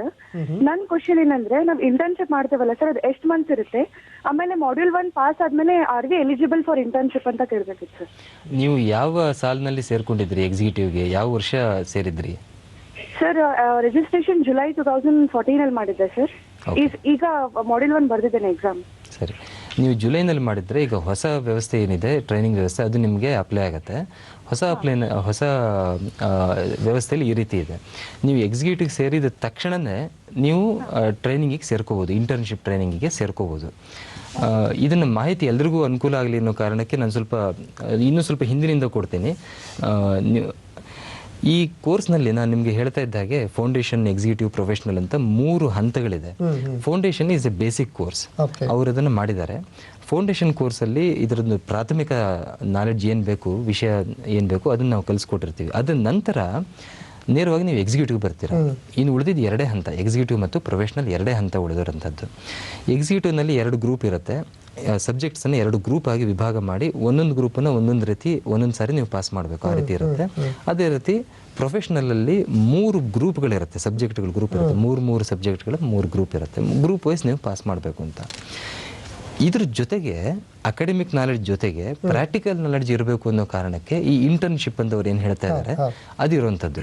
ಅದರಲ್ಲಿ ಎಕ್ಸಿಕ್ಯೂಟಿವ್ಗೆ ಸೇರಿದ ತಕ್ಷಣವೇ ನೀವು ಒಂದು ಕಂಪನಿ ಸೆಕ್ರೆಟರೀಸ್ ಇರುವಂಥ ಕಂಪನಿಯಲ್ಲಿ ಅವರ ಕೆಳಗೆ ಟ್ರೈನಿಯಾಗಿ ಸೇರ್ಕೋಬೋದು, ಅಥವಾ ಕಂಪನಿ ಸೆಕ್ರೆಟರಿಯಾಗಿ ಪ್ರಾಕ್ಟೀಸ್ ಮಾಡ್ತಾ ಇರೋರ ಕೆಳಗೆ ಅವರ ಜೊತೆಗೆ ಟ್ರೈನಿಯಾಗಿ ಸೇರ್ಕೋಬೋದು. ಹೀಗೆ ಸೇರ್ಕೊಂಡಾಗ ಏನಾಗುತ್ತೆ, ಈ ಅವಧಿಯಲ್ಲಿ, ಟ್ರೈನಿಂಗಿನ ಅವಧಿಯಲ್ಲಿ ನಿಮಗೆ ಏನೇನು ವೃತ್ತಿಪರರಾಗಲಿಕ್ಕೆ ಬೇಕಾಗಿರುವಂಥ ಏನೇನು ಸ್ಕಿಲ್ ಸೆಟ್ಸ್ ಇದೆ, ಕೌಶಲ್ಯಗಳೇನಿದೆ ಅದೆಲ್ಲದೂ ಸಿಗತ್ತೆ. ಇದಕ್ಕೆ ಒಂದು ಸಮಯ ಪರಿಮಿತಿ ಇದೆ, ಎಷ್ಟು ತಿಂಗಳು ಮಾಡಬೇಕು ನೀವು ಅಂತ. ಎಕ್ಸಿಕ್ಯೂಟಿವ್ಗೆ ಸೇರಿದ ತಕ್ಷಣವೇ ನೀವು ಈ ಟ್ರೈನಿಂಗಿಗೆ ಸೇರ್ಕೊಂಡ್ರೆ ಆವಾಗ ನೀವು 3 ವರ್ಷ ಇದನ್ನು ಮಾಡಬೇಕಾಗತ್ತೆ. 3 ವರ್ಷ ಇಂಟರ್ನ್ಶಿಪ್ ಮಾಡಬೇಕು. ಅದೇ ಎಕ್ಸಿಕ್ಯೂಟಿವ್ ಮುಗಿದ ಮೇಲೆ ಮಾಡಿದ್ರೆ 2 ವರ್ಷ ಮಾಡಿದ್ರೆ ಸಾಕಾಗುತ್ತೆ. ನೀವು ಎಕ್ಸಿಕ್ಯೂಟಿವ್ ಪಾಸ್ ಆಗಿ ನಂತರ ನೀವು ಸೇರ್ಕೊಂಡ್ರೆ 2 ವರ್ಷ ಈ ಟ್ರೈನಿಂಗ್ ಮಾಡಿದ್ರೆ ಸಾಕಾಗುತ್ತೆ. ಯಾಕಂದ್ರೆ ನಿಮ್ಗೆ ಎಕ್ಸಿಕ್ಯೂಟಿವ್ ನಾಲೆಡ್ಜ್ ಇದೆ. ಆ ನಾಲೆಡ್ಜ್ ಜೊತೆ ನೀವು ಟ್ರೈನಿಂಗ್ ತಗೊಂಡೋಗಿ ಇನ್ನೂ ಕಮ್ಮಿ ಸಮಯದಲ್ಲಿ ನೀವು ಆ ಕೌಶಲ್ಯಗಳನ್ನ ಅಭಿವೃದ್ಧಿ ಪಡಿಸ್ಕೊಳ್ಳೋದಕ್ಕೆ ಸಾಧ್ಯ ಇದೆ. ಅದೇ ನೀವು ಪ್ರೊಫೆಷನಲ್ ಕೋರ್ಸನ್ನು ಮುಗಿದ ಮೇಲೆ, ಅಂದ್ರೆ 3ನೇ ಹಂತನ ಮುಗಿದ ಮೇಲೆ ಸೇರ್ತೀರಾ ಅಂದ್ರೆ 1 ವರ್ಷದ ಇಂಟರ್ನ್ಶಿಪ್ ಸಾಕಾಗತ್ತೆ, ಟ್ರೈನಿಂಗ್ ಸಾಕಾಗತ್ತೆ. ನೀವು ಪ್ರೊಫೆಷನಲ್ ಲೆವೆಲಲ್ಲಿ ಅಕಾಡೆಮಿಕ್ ನಾಲೆಡ್ಜ್ ಇರೋದ್ರಿಂದ ನೀವು ಅಲ್ಲಿ ಪ್ರಾಕ್ಟಿಕಲ್ ಆಗಿ ನಡೀತಾ ಇರೋದನ್ನ ತಿಳ್ಕೊಳ್ಳೋದಕ್ಕೆ ನಿಮ್ಗೆ 1 ವರ್ಷ ಸಾಕು ಅನ್ನೋದು ಇದರ ಹಿಂದಿನ ಮರ್ಮ. ಸೊ ಈ ರೀತಿಯಾಗಿ 3 ವರ್ಷ, 2 ವರ್ಷ ಅಥವಾ 1 ವರ್ಷದ ಅವಧಿಯಲ್ಲಿ ಮುಗಿಸ್ಬೋದು. ನೀವು ಈಗ ಎಕ್ಸಿಕ್ಯೂಟಿವ್ ಸೇರ್ಕೊಂಡಿದ್ದೀರಾ, ಆದ್ದರಿಂದ ನೀವು ಈಗಲೇ ಸೇರ್ಕೊಳ್ಳೋದಾದ್ರೆ 2 ವರ್ಷದಲ್ಲಿ ಮಾಡಬೇಕಾಗತ್ತೆ. ಎಕ್ಸಿಕ್ಯೂಟಿವ್ ಪಾಸ್ ಮಾಡಿದ ನಂತರ ಸೇರ್ಕೊಂಡ್ರೆ 1 ವರ್ಷ ಎಕ್ಸಿಬಿಷನ್ ಇರುತ್ತೆ. ಹೌದು. ಎಸ್ ಸರ್, ಲಗ್ಗೆರೆಯಿಂದ ಭವ್ಯ ಅವರು ಕರೆ ಮಾಡ್ತಾ ಇದ್ದಾರೆ. ನಮಸ್ಕಾರ ಅಮ್ಮ ಭವ್ಯ. ಸರ್ ಲಗ್ಗೆರೆಯಿಂದ. ಸರ್ ನಾನು CS ಎಕ್ಸಿಕ್ಯೂಟಿವ್ ಪ್ರೋಗ್ರಾಮ್ ಹಾಕಿದ್ದೀನಿ. ನೆಕ್ಸ್ಟ್ ಡಿಸೆಂಬರ್ ಅಲ್ಲಿ ಎಕ್ಸಾಮ್ ಇದೆ ನನಗದು. ಬಟ್ ನನಗೆ ಅದು ಜಾಬ್ ಆಪರ್ಚುನಿಟೀಸ್ ಹೆಂಗೆ ಅಂತ ಇರ್ಬೇಕು ಸರ್. ನಾನು BCom ಮಾಡಿ MSA ಮುಗಿಸಿದ್ದೀನಿ, master of finance and accounts. ಅದು ಇದರಿಂದ ನಾನು ಡೈರೆಕ್ಟ್ ಆಗಿ ಅದಕ್ಕೆ ಹೋಗಿದ್ದೀನಿ CSಗೆ. ಹೇಗೆ ಸಿಗುತ್ತಾ ಜಾಬ್ ಆಪರ್ಚುನಿಟೀಸ್ ಅಂತ ನಂದು ಆಡಿಟಿಂಗ್ ಪ್ಲಾನ್ ಇದೆ. CSಗೂ ಇದಕ್ಕೂ ಸಿಂಕ್ ಆಗುತ್ತಾ ಅಂತ ಸರ್. ಆಗ್ಲಿ ಅಮ್ಮ, ನಿಮ್ಮ ಪ್ರಶ್ನೆಗೆ ಪ್ರತಿಕ್ರಿಯೆ ಬರುತ್ತೆ ಕೇಳಿ. ನಾನು ಈ ಪ್ರಶ್ನೆ 2 ಭಾಗ ಮಾಡ್ತೀನಿ. ಒಂದು, ನೀವೊಂದು ಫೈನಾನ್ಸ್ ಕೋರ್ಸ್ನಲ್ಲಿ ಇದ್ದು, ಅಂದರೆ ಫೈನಾನ್ಸ್ ಡಿಗ್ರಿನಲ್ಲಿದ್ದು ಅಲ್ಲಿಂದ ನೀವು CSE ಬಂದಿದ್ದೀರಾ ಅನ್ನೋದು ಒಂದು ವಿಷಯ. ಇನ್ನೊಂದು, ನೀವು ಎಕ್ಸಿಕ್ಯೂಟಿವ್ನಲ್ಲಿದ್ದೀರಾ, ಈ ಹಂತದಲ್ಲಿ ಏನು ಔದ್ಯೋಗಿಕ ಅವಕಾಶಗಳಿದೆ, ನೀವು ಪ್ರೊಫೆಷನಲ್ ಮುಗಿಸಿದ ಮೇಲೆ ಏನು ಔದ್ಯೋಗಿಕ ಅವಕಾಶಗಳಿದೆ ಅಂತ, ಅದನ್ನು ಈ ಪ್ರಶ್ನೆನ 2 ಭಾಗ ಮಾಡಿ ಹೇಳ್ತೀನಿ. ಒಂದು, ನೀವು ಫೈನಾನ್ಸ್ ಇದರಿಂದ ಬಂದಿರೋದ್ರಿಂದ, ಫೈನಾನ್ಸ್ ಕೋರ್ಸ್ ಮಾಡ್ಕೊಂಡು ಬಂದಿರೋದು ತುಂಬ ಒಳ್ಳೆಯದೇನೆ. Finance is an integral part of company secretaries profession. So ನೀವು ಫೈನಾನ್ಸ್ ಮಾಡೋದು ಇದಕ್ಕೆ ಖಂಡಿತ ಪೂರಕ, ಸಹಾಯಕ, ಏನೂ ತೊಂದರೆ ಇಲ್ಲ, ಇದು ಒಳ್ಳೆಯದು, ಮೊದಲನೇದು. ಎರಡನೇದು, ಎಕ್ಸಿಕ್ಯೂಟಿವ್ ಹಂತವನ್ನು ಮುಗಿಸಿ ತಕ್ಷಣವೇ ನೀವು ಜಾಬ್ ನೋಡಬೇಕು ಅಂದ್ರೂ ಇದರಲ್ಲಿ ಅವಕಾಶಗಳು ತುಂಬ ಇದೆ. ಯಾವ ಕಂಪನಿಗಳಿಗೆ 5 ಕೋಟಿಗಿಂತ ಕಮ್ಮಿ ಪೇಡ್ ಅಪ್ ಕ್ಯಾಪಿಟಲ್ ಇರುತ್ತೆ ಅವರಿಗೆ ಕಂಪನಿ ಸೆಕ್ರೆಟರಿ ಆಗಿ ಮೆಂಬರ್ ಆಫ್ ದಿ ಇನ್ಸ್ಟಿಟ್ಯೂಟನ್ನೇ ಅಪಾಯಿಂಟ್ ಮಾಡೋದು ಮ್ಯಾಂಡೇಟರಿ ಇಲ್ಲ. ಆದರೆ ಇವತ್ತಿನ ಕಾಲಮಾನದಲ್ಲಿ ಹೊಸ ಕಂಪನಿ ಸೆಕ್ರೆಟರಿ 2013 ಬಂದಮೇಲೆ ನಿರ್ದೇಶಕರುಗಳದ್ದು ಮತ್ತು ಕಂಪನಿಯ ಮ್ಯಾನೇಜ್ಮೆಂಟಿನ ರೆಸ್ಪಾನ್ಸಿಬಿಲಿಟಿ ಎಷ್ಟು ಉನ್ನತ ಮಟ್ಟದಲ್ಲಿದೆ ಅಂತಂದರೆ, ಒಬ್ಬ ಕಂಪನಿ ಸೆಕ್ರೆಟರಿ ಇಲ್ಲದೆ ಅನೇಕ ಕೆಲಸಗಳನ್ನು ನಿರ್ವಹಣೆ ಮಾಡೋದು ಇವತ್ತು ಕಷ್ಟ ಅನ್ನೋ ರೀತಿಯಲ್ಲಿದೆ. ಆ ರೀತಿಯ ಸ್ಕಿಲ್ ಸೆಟ್ ಇರೋರು ನಮ್ಮ ಆರ್ಗನೈಸೇಷನ್ಗೆ ಬೇಕು ಅಂತ ಹುಡುಕ್ತಾ ಇರುವಂಥ ಪರಿಸ್ಥಿತಿ ಇವತ್ತಿದೆ. ನೀವು ಎಕ್ಸಿಕ್ಯೂಟಿವ್ ಒಂದು ಮಾತ್ರ ಮುಗಿಸ್ಕೊಂಡಿದ್ರೂ ಕೂಡ ಇಂಥ ಕಂಪನಿಗಳು ಏನು ಮಾಡ್ತಾರೆ, ನಿಮಗೆ ಬೇಸಿಕ್ ಐಡಿಯಾ ಇದೆ, ನಾಲೆಡ್ಜ್ ಇದೆ ಅಂತ ಹೇಳಿದ್ರೆ ಅವರು ಉದ್ಯೋಗ ಅವಕಾಶನೂ ಕೊಡ್ತಾ ಇದ್ದಾರೆ ಇವತ್ತು. ಅದು ವಾಸ್ತವ. ಸೊ ಹೀಗಿರೋದ್ರಿಂದ ನೀವು ಎಕ್ಸಿಕ್ಯೂಟಿವ್ ಮಾತ್ರ ಮುಗಿಸಿ ವಿತ್ ಫೈನಾನ್ಸ್ ಬ್ಯಾಕ್ಗ್ರೌಂಡ್ ಹುಡುಕಿದ್ರೂ ನಿಮಗೆ ಉದ್ಯೋಗಗಳು ಸಿಕ್ಕೇ ಸಿಗುತ್ತೆ. ಆದರೆ ಫೈನಲ್ ಮುಗಿಸಿದ್ರೆ ನೀವು ಒಂದು ಹಂತವನ್ನು ತಲುಪ್ತೀರಾ, ನೀವು ಕಂಪ್ನಿ ಸೆಕ್ರೆಟರಿ ಮೆಂಬರ್ ಆಗ್ಬೋದು. ಅದರ that world is totally different. So ನಾನು ನಿಮಗೆ ರೆಕಮೆಂಡ್ ಮಾಡೋದು, ನಿಲ್ಲಿಸ್ಬೇಡಿ, ನೀವು ಪ್ರೊಫೆಷ್ನಲ್ನು ಮಾಡಿ, ನೀವು ಮೆಂಬರ್ ಆಗಿ, ಇನ್ಸ್ಟಿಟ್ಯೂಟಿವ್ ಮೆಂಬರ್ ಆಗಿ. ಆ ವರ್ಲ್ಡ್ ತುಂಬ ದೊಡ್ಡದು, ತುಂಬ ವಿಸ್ತಾರವಾಗಿರುವಂಥದ್ದು, ಅದನ್ನು ಎಕ್ಸ್ಪ್ಲೋರ್ ಮಾಡಿ. ಓಕೆ, ಈ ಜಗತ್ತಿನತ್ತ ಬನ್ನಿ ಅಂತ ಹೇಳಿ ಕರೆಯುವಂಥ ಕೆಲಸವನ್ನು ದತ್ತಾತ್ರೇಯ ಅವರು ಮಾಡ್ತಾ ಇದ್ದಾರೆ. ವಿದ್ಯಾರಣ್ಯಪುರದಿಂದ ಒಂದು ಕರೆ ಇದೆ. ಹಲೋ ಹಲೋ ಹಲೋ, ನಮಸ್ತೆ ಸರ್. ನನ್ನ ಹೆಸರು ಜ್ಯೋತ್ಸ್ನಾ ಅಂತ, ವಿದ್ಯಾರಣ್ಯಪುರ ಬೆಂಗಳೂರಿಂದ ಕಾಲ್ ಮಾಡ್ತಾ ಇದ್ದೀನಿ. ನಾನು 2014 ನವೆಂಬರ್ ಅಲ್ಲಿ ಎಕ್ಸಿಕ್ಯೂಟಿವ್ ಪ್ರೋಗ್ರಾಮ್ ತಗೊಂಡಿದ್ದೀನಿ. ನಮ್ಮ ಫ್ರೆಂಡ್ ಒಬ್ಬ ರೆಫರ್ ಮಾಡಿದ್ದು. ನನಗೆ CS ಅಂದ್ರೆ ಏನು, ಅದ್ರ ಬಗ್ಗೆ ಏನು ಗೊತ್ತಿರ್ಲಿಲ್ಲ.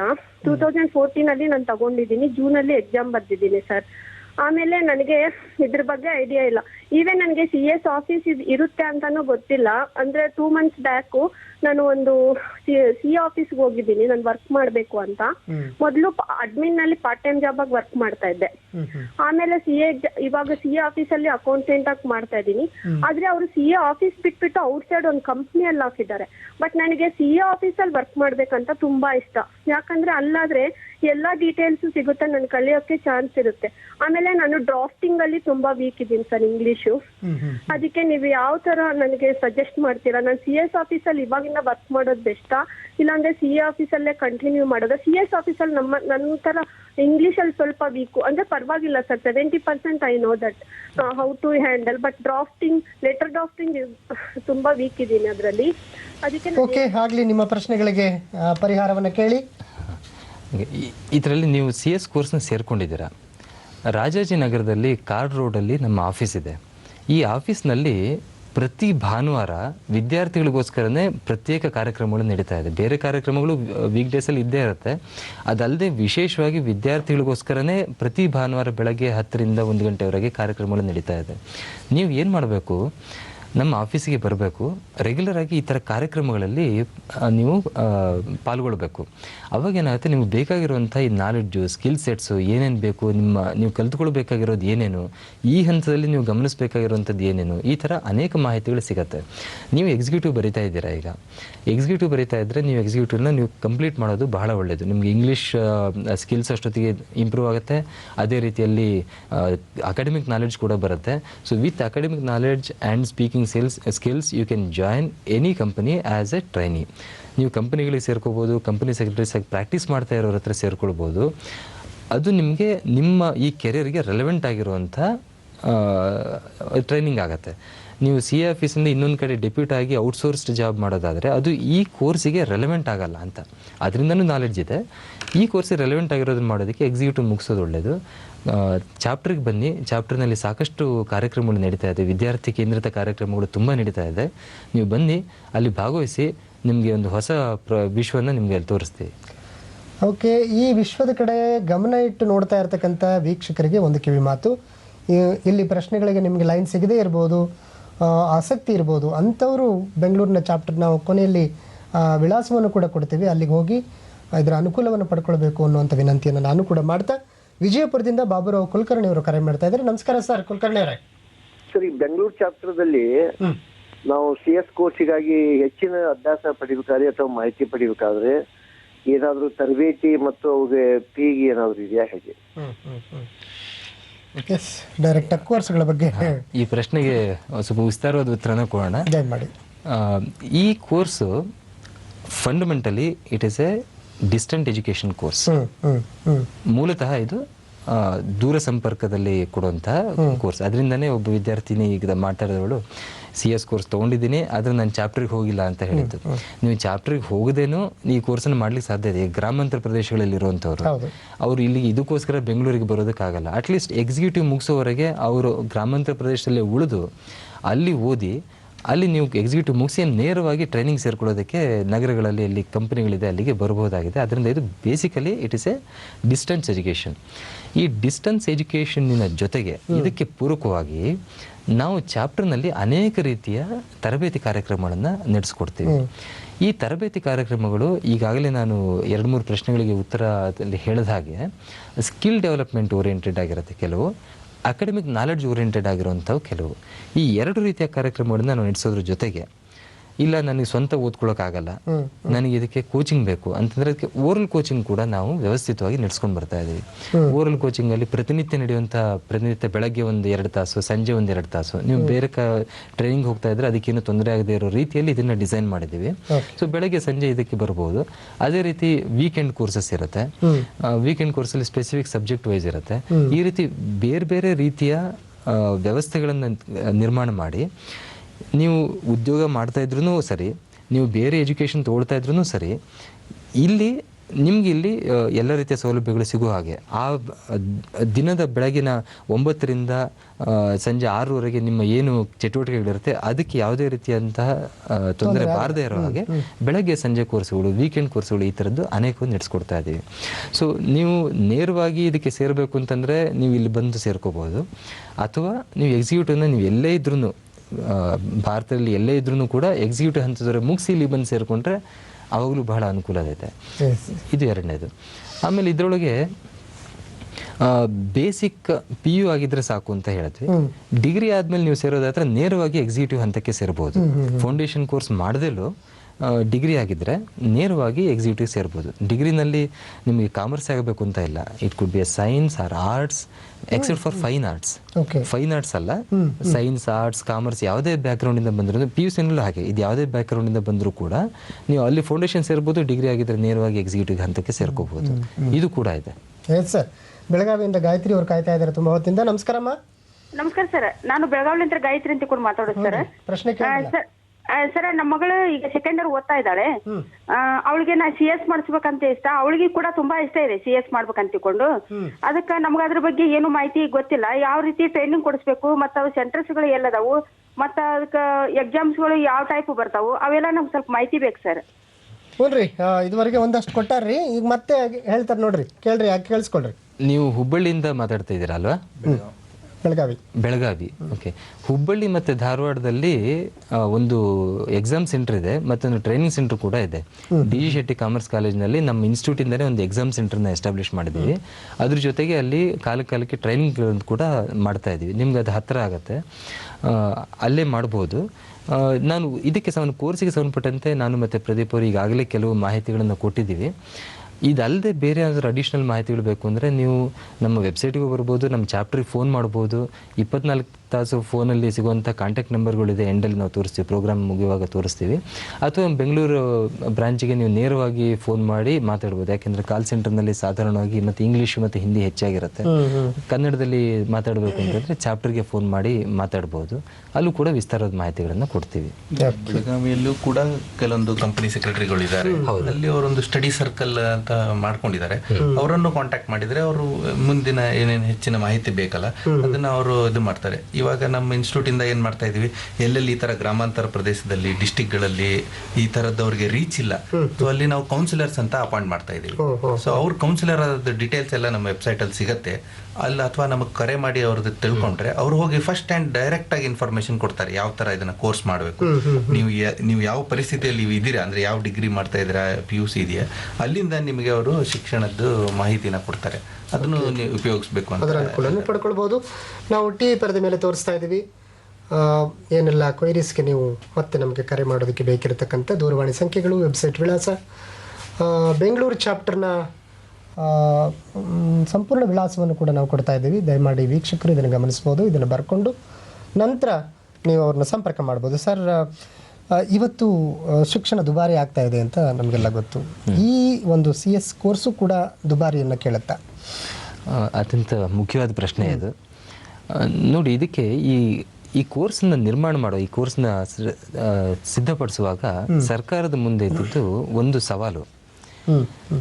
ಬಿಸ್ನೆಸ್ ಡೆವಲಪ್ ಆಗಬೇಕು. ಬಿಸ್ನೆಸ್ ಡೆವಲಪ್ಮೆಂಟು ಗವರ್ನೆನ್ಸ್ ಪ್ರಿನ್ಸಿಪಲ್ಸ್ಗೆ ಅನುಸಾರವಾಗಿ ಡೆವಲಪ್ ಆಗಬೇಕು, ಬೆಳಿಬೇಕು ಅಂತೇಳಿ. ಅದಕ್ಕೆ ಕಾರ್ಪೊರೇಟ್ ಪ್ರೊಫೆಷನಲ್ಸ್ ನಿರ್ಮಾಣ ಮಾಡಬೇಕು ಅಂತ. ಇದು ಒಂದು ಸಾಮಾಜಿಕವಾಗಿ ಭದ್ರತೆಯನ್ನು ತರುವಂಥದ್ದು ಮತ್ತು ಔದ್ಯೋಗಿಕ ಭದ್ರತೆಯನ್ನು ತರುವಂಥದ್ದಾಗಬೇಕು ಅಂತ. ಆದ್ದರಿಂದನೇ ಇದೇ ಕಾರಣಕ್ಕೋಸ್ಕರ ಈ ಕೋರ್ಸಿಗೆ ನೀವು ಹಣಕಾಸಿನ ಏನು ಅಗತ್ಯ ಇದೆ ಅದನ್ನು ಅತ್ಯಂತ ಕನಿಷ್ಠ ಮಟ್ಟದಲ್ಲಿ ಇಟ್ಟಿದ್ದಾರೆ. It is A kind of highly subsidised education. ಇದು ಇಷ್ಟು ಉನ್ನತ ಹುದ್ದೆಗೆ ನೀವು ಹೋಗೋದಕ್ಕೆ ಮಾಡಬೇಕಾಗಿರುವಂತಹ ಟೋಟಲ್ ಎಕ್ಸ್ಪೆನ್ಸ್, ಈ ಕೋರ್ಸ್ ಮಾಡೋದಕ್ಕೆ ಟೋಟಲ್ ಎಕ್ಸ್ಪೆನ್ಸಸ್ ತುಂಬ ಜಾಸ್ತಿ ಅಂದರೆ 35,000 ಆಗ್ಬೋದು. ಇದು foundation, executive, foundation, professional course ಎಲ್ಲ ಸೇರಿ ಹೆಚ್ಚಂದ್ರೆ ನೀವು 35,000 ರೂಪಾಯಿನ ಈ 3-3.5 ವರ್ಷಗಳಲ್ಲಿ ನೀವು ಖರ್ಚು ಮಾಡಬೇಕಾಗಿ ಬರ್ಬೋದು ಅಷ್ಟೇ. ಇದರಲ್ಲೂ ಕೂಡ ಮೆರಿಟೋರಿಯಸ್ ಸ್ಟೂಡೆಂಟ್ಸ್ ಯಾರು ಇದ್ದರೆ ಅವರಿಗೆ ನಾವು ಎಕನಾಮಿಕಲಿ ನಾವು 35,000 ಕೂಡ ಖರ್ಚು ಮಾಡ್ಲಿಕ್ಕೆ ಸಾಧ್ಯ ಇಲ್ಲ. ಇವತ್ತು ನಾವು ಈ ಕೋರ್ಸ್ ಮಾಡಬೇಕು ಅಂತ ಇದ್ವಿ, but I am having merit. So ಈ ಥರ ಇದ್ದಾಗ ನಾವು ಒಂದು ಫೌಂಡೇಶನ್ ಸ್ಥಾಪನೆ ಮಾಡಿದ್ದೀವಿ, ಕಂಪನಿ ಸೆಕ್ರೆಟರೀಸ್ ಇನ್ಸ್ಟಿಟ್ಯೂಟ್ನಲ್ಲೇ ಫೌಂಡೇಶನ್ ಸ್ಥಾಪನೆ ಮಾಡಿದ್ದೀವಿ. ಅಲ್ಲಿ ಈ ವಿದ್ಯಾರ್ಥಿಗಳಿಗೆ ಅವರವರ ಯೋಗ್ಯತೆಗೆ ಮತ್ತು ಅವರವರ ಸಾಮರ್ಥ್ಯಕ್ಕೆ ಅನುಸಾರವಾಗಿ ಫೀ ವೇವರ್ಗಳನ್ನು ಕೂಡ ಕೊಡ್ತಾ ಇದ್ದೀವಿ. ಸ್ಕಾಲರ್ಶಿಪ್ ಕೊಡುವಂಥದ್ದು, ಫೀ ವೇವರ್ ಕೊಡುವಂಥದ್ದು, ಈ ವ್ಯವಸ್ಥೆ ಕೂಡ ಮಾಡಿದ್ದೀವಿ. ಸೊ ಇದರಲ್ಲಿ ಇದೊಂದು ಆಬ್ಜೆಕ್ಟಿವ್, ಇದೊಂದು ಸೋಷಿಯಲ್ ಮೂವ್ಮೆಂಟ್. ಆದ್ದರಿಂದ ಇದರಲ್ಲಿ ಫೈನಾನ್ಸ್ ಅಡ್ಡ ಬರಬಾರ್ದು ಅನ್ನೋ ಕಾರಣಕ್ಕೆ ಈ ಎಲ್ಲ ವ್ಯವಸ್ಥೆಗಳು.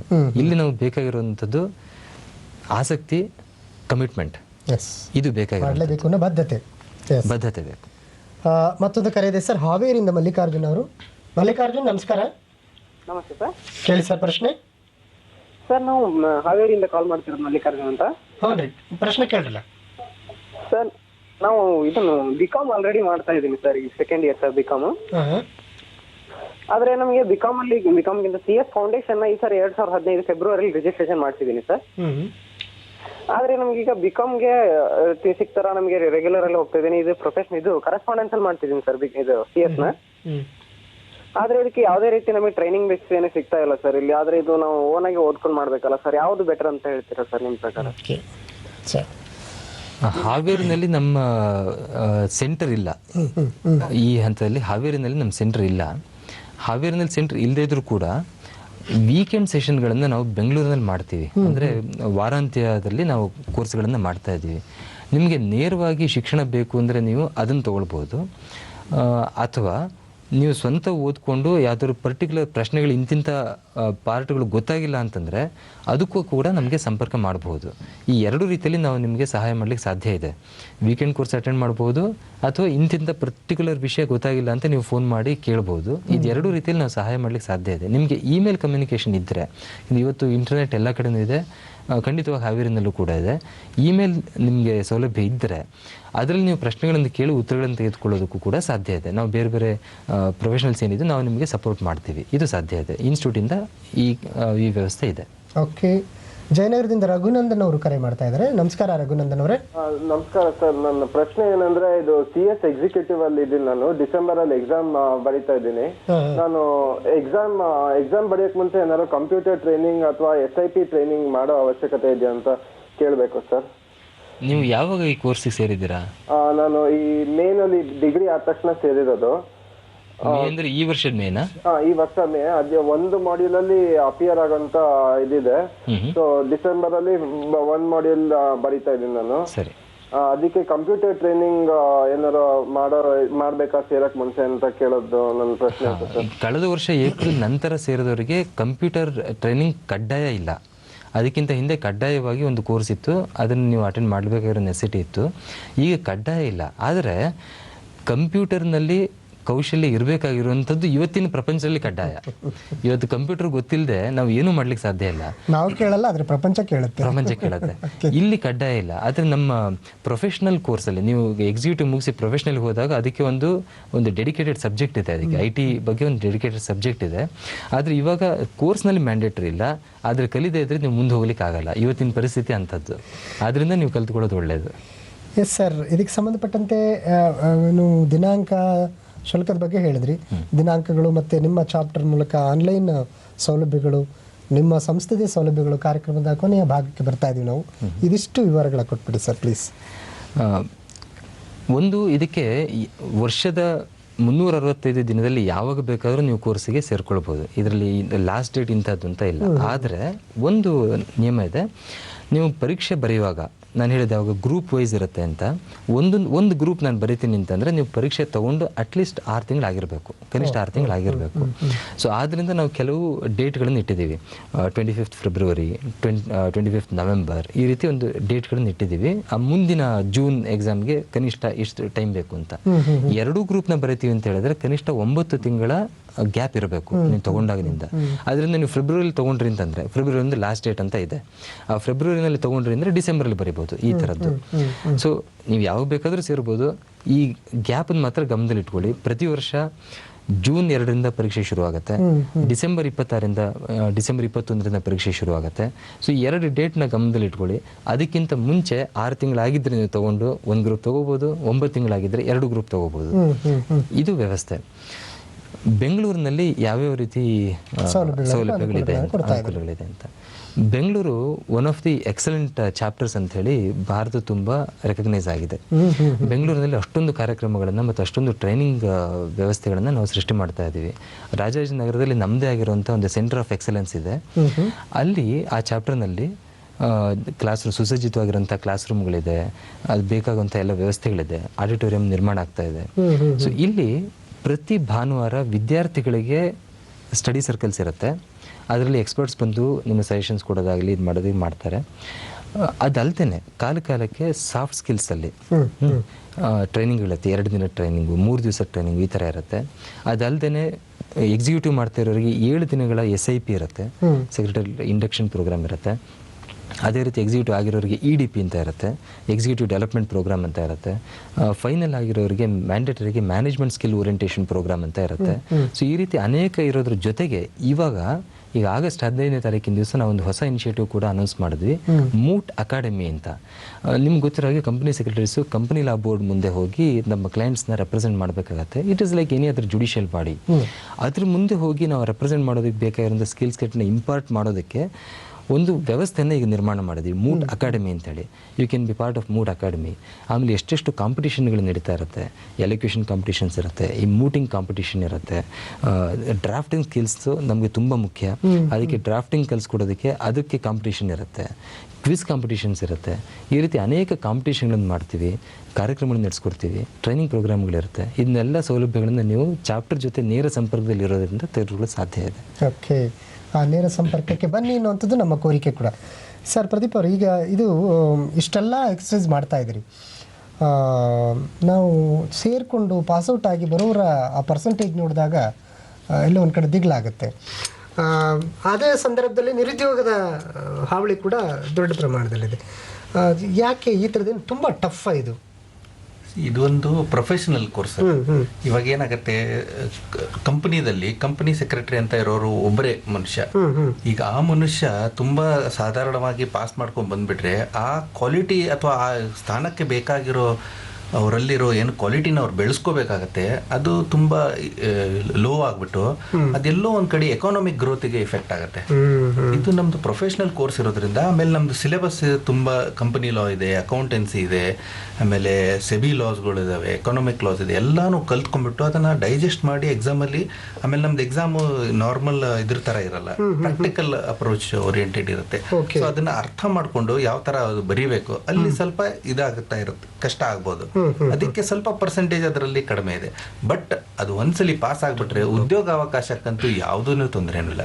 ಇವಾಗ ಈಗಿನ ಕಾಲದಲ್ಲಿ ನಾವು ಹೇಳ್ದಂಗೆ 5 ಕೋಟಿಗಿಂತ ಹೆಚ್ಚಿನ ಕಂಪನಿಗಳಿಗೆ ಕಂಪನಿ ಸೆಕ್ರೆಟರಿ ಕಂಪಲ್ಸರಿ ಬೇಕಂತ ಇದೆ. ಅದು ಅರೌಂಡ್ 1 ಲಕ್ಷ ಕಂಪನಿಗಳಿದಾವೆ. ಬಟ್ ನಾವು ಇರೋದು ಇವತ್ತು ಆಸ್ ಆನ್ ಡೇಟ್ 40,000 ಪ್ಲಸ್ ಇದೀವಿ. ಸೊ ಇನ್ನೂ 60,000 ಗ್ಯಾಪ್ ಇದೆ. ಆಮೇಲೆ ಯಾವಾಗಿದ್ರು ನಾನು ಏನ್ ಹೇಳ್ತೀನಿ ಅಂದ್ರೆ, ಈಗ ತುಂಬಾ ಜನ ಕಾಲರ್ಸ್ಗಳು ಹೇಳ್ತಾ ಇದ್ರು ನನಗೆ ಇಂಗ್ಲಿಷ್ ಅಲ್ಲಿ ಸ್ವಲ್ಪ ಡಿಫಿಕಲ್ಟ್ ಇದೆ, ಡ್ರಾಫ್ಟಿಂಗ್ ಅಲ್ಲಿ ಸ್ವಲ್ಪ ಡಿಫಿಕಲ್ಟಿ ಇದೆ, ಈ ತರದೆಲ್ಲ ಡಿಫಿಕಲ್ಟಿ ಇದೆ, ಎಲ್ಲರಿಗೂ ಇರುತ್ತೆ. ನಮಗೂ ಇತ್ತು ಒಂದು ಕಾಲದಲ್ಲಿ. ನಾವು ಆಮೇಲೆ ಇದು ಲೈಕ್ ಎವ್ರಿ ಡೇ ಲರ್ನಿಂಗ್ ಅಂತ, ನಮಗೆ nobody can say I am perfect today ಅಂತ. ಅದಕ್ಕೆ ನಾನು ಆಲ್ವೇಸ್ ನಮ್ಮ ಸ್ಟೂಡೆಂಟ್ಸ್ ಯಾರ್ಯಾರು ನನಗೆ ಅಪ್ರೋಚ್ ಮಾಡ್ತಾರೆ ನಾನು ಹೇಳ್ತೀನಿ, ಆ ಹೆದರಿಕೆನ ಬಿಟ್ಟು ಹಾಕಿ ನೀವು ಜಾಯಿನ್ ಆಗಿ ನಮ್ಮ CS ಫ್ಯಾಮಿಲಿನ. ನಮ್ಮ ಫ್ಯಾಮಿಲಿಯಲ್ಲಿ ಎಲ್ಲ ಸದಸ್ಯರುಗಳಿದ್ದಾರೆ, ದತ್ತಾತ್ರಿ ಸರ್ ತರ ತುಂಬಾ ಜನಗಳಿದ್ದಾರೆ.